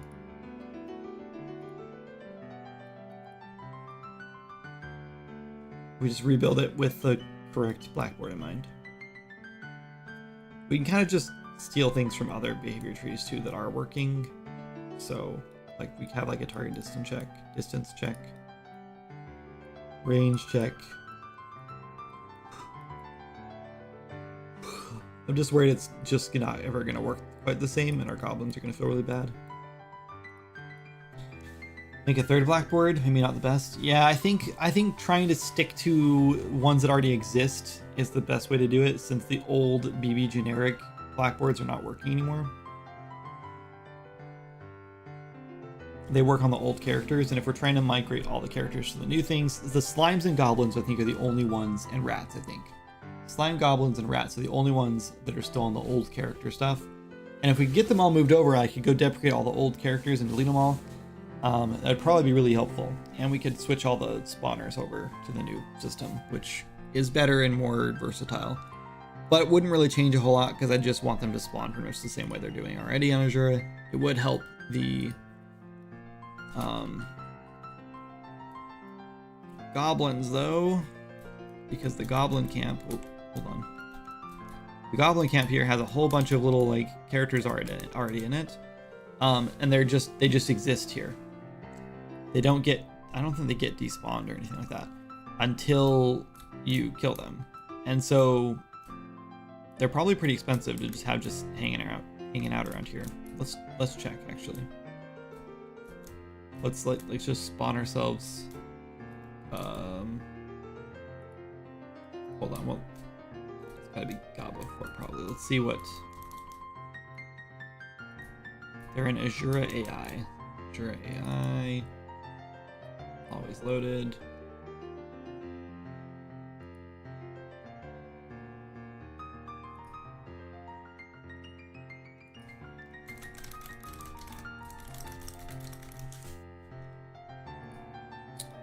Okay, we'll go way over here on the docks, I guess.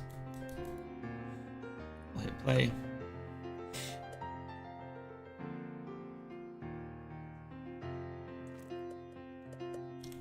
F8. Fly over and see if these goblins exist, just hanging out. Where am I going? Okay, they're not here. Oh, no, they are here. Some of them. Why are some of them here?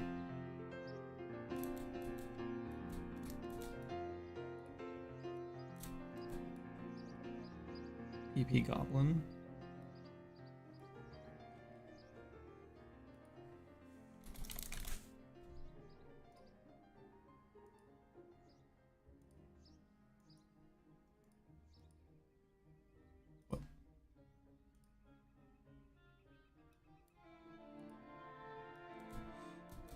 So they're in Azura AI, but why are there some goblins here?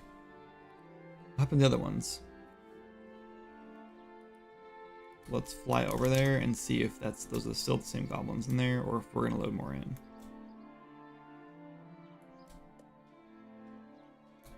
Things are loading, yeah, but I don't think that's the goblins. Oh, wrong way. Why do I keep getting turned around? Now all the goblins are there. There's tons. Okay, so we are unloading some of them, but I don't know why. Hold on.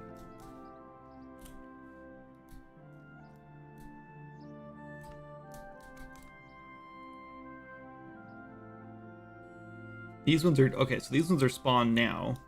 But like these other random ones over here, they're just here.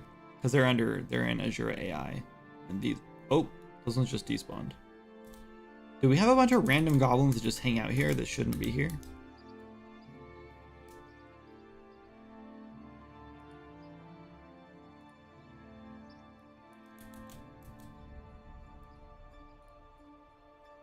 Why are some of these like on a spawner? Is there actually a spawner in here? Yes. Okay, so some of these goblins are not on a spawner.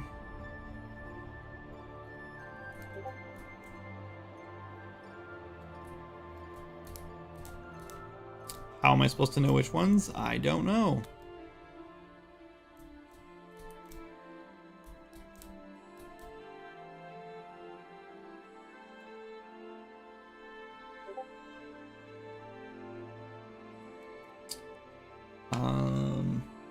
Interlopers.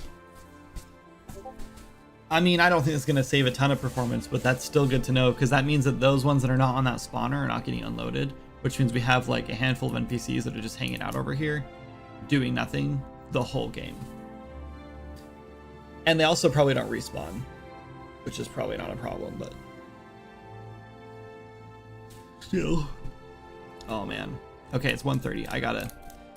Unfortunately, I gotta get out of here. But we're gonna go raid someone. I don't want to leave. I want to keep working, but Jan has to leave soon, and I want to make sure I have a little bit of time with her and help her pack. Let's go raid somebody cool. Who are we gonna raid?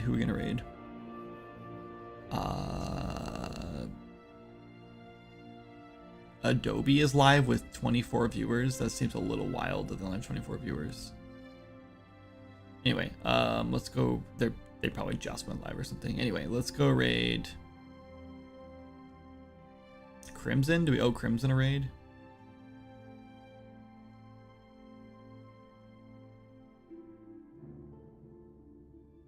Sure.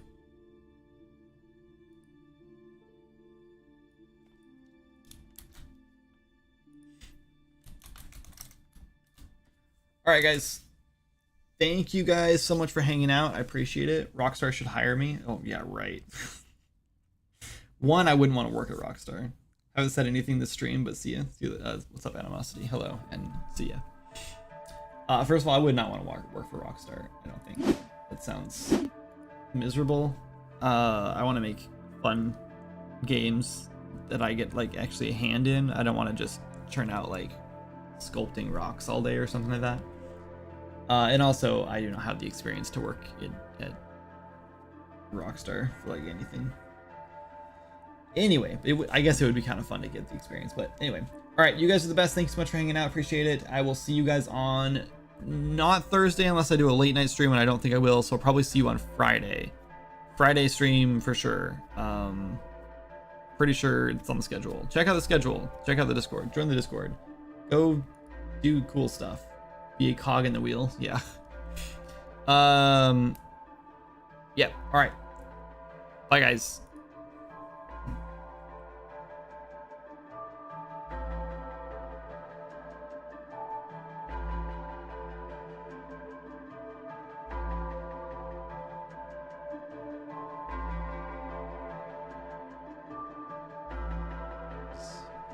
Focusing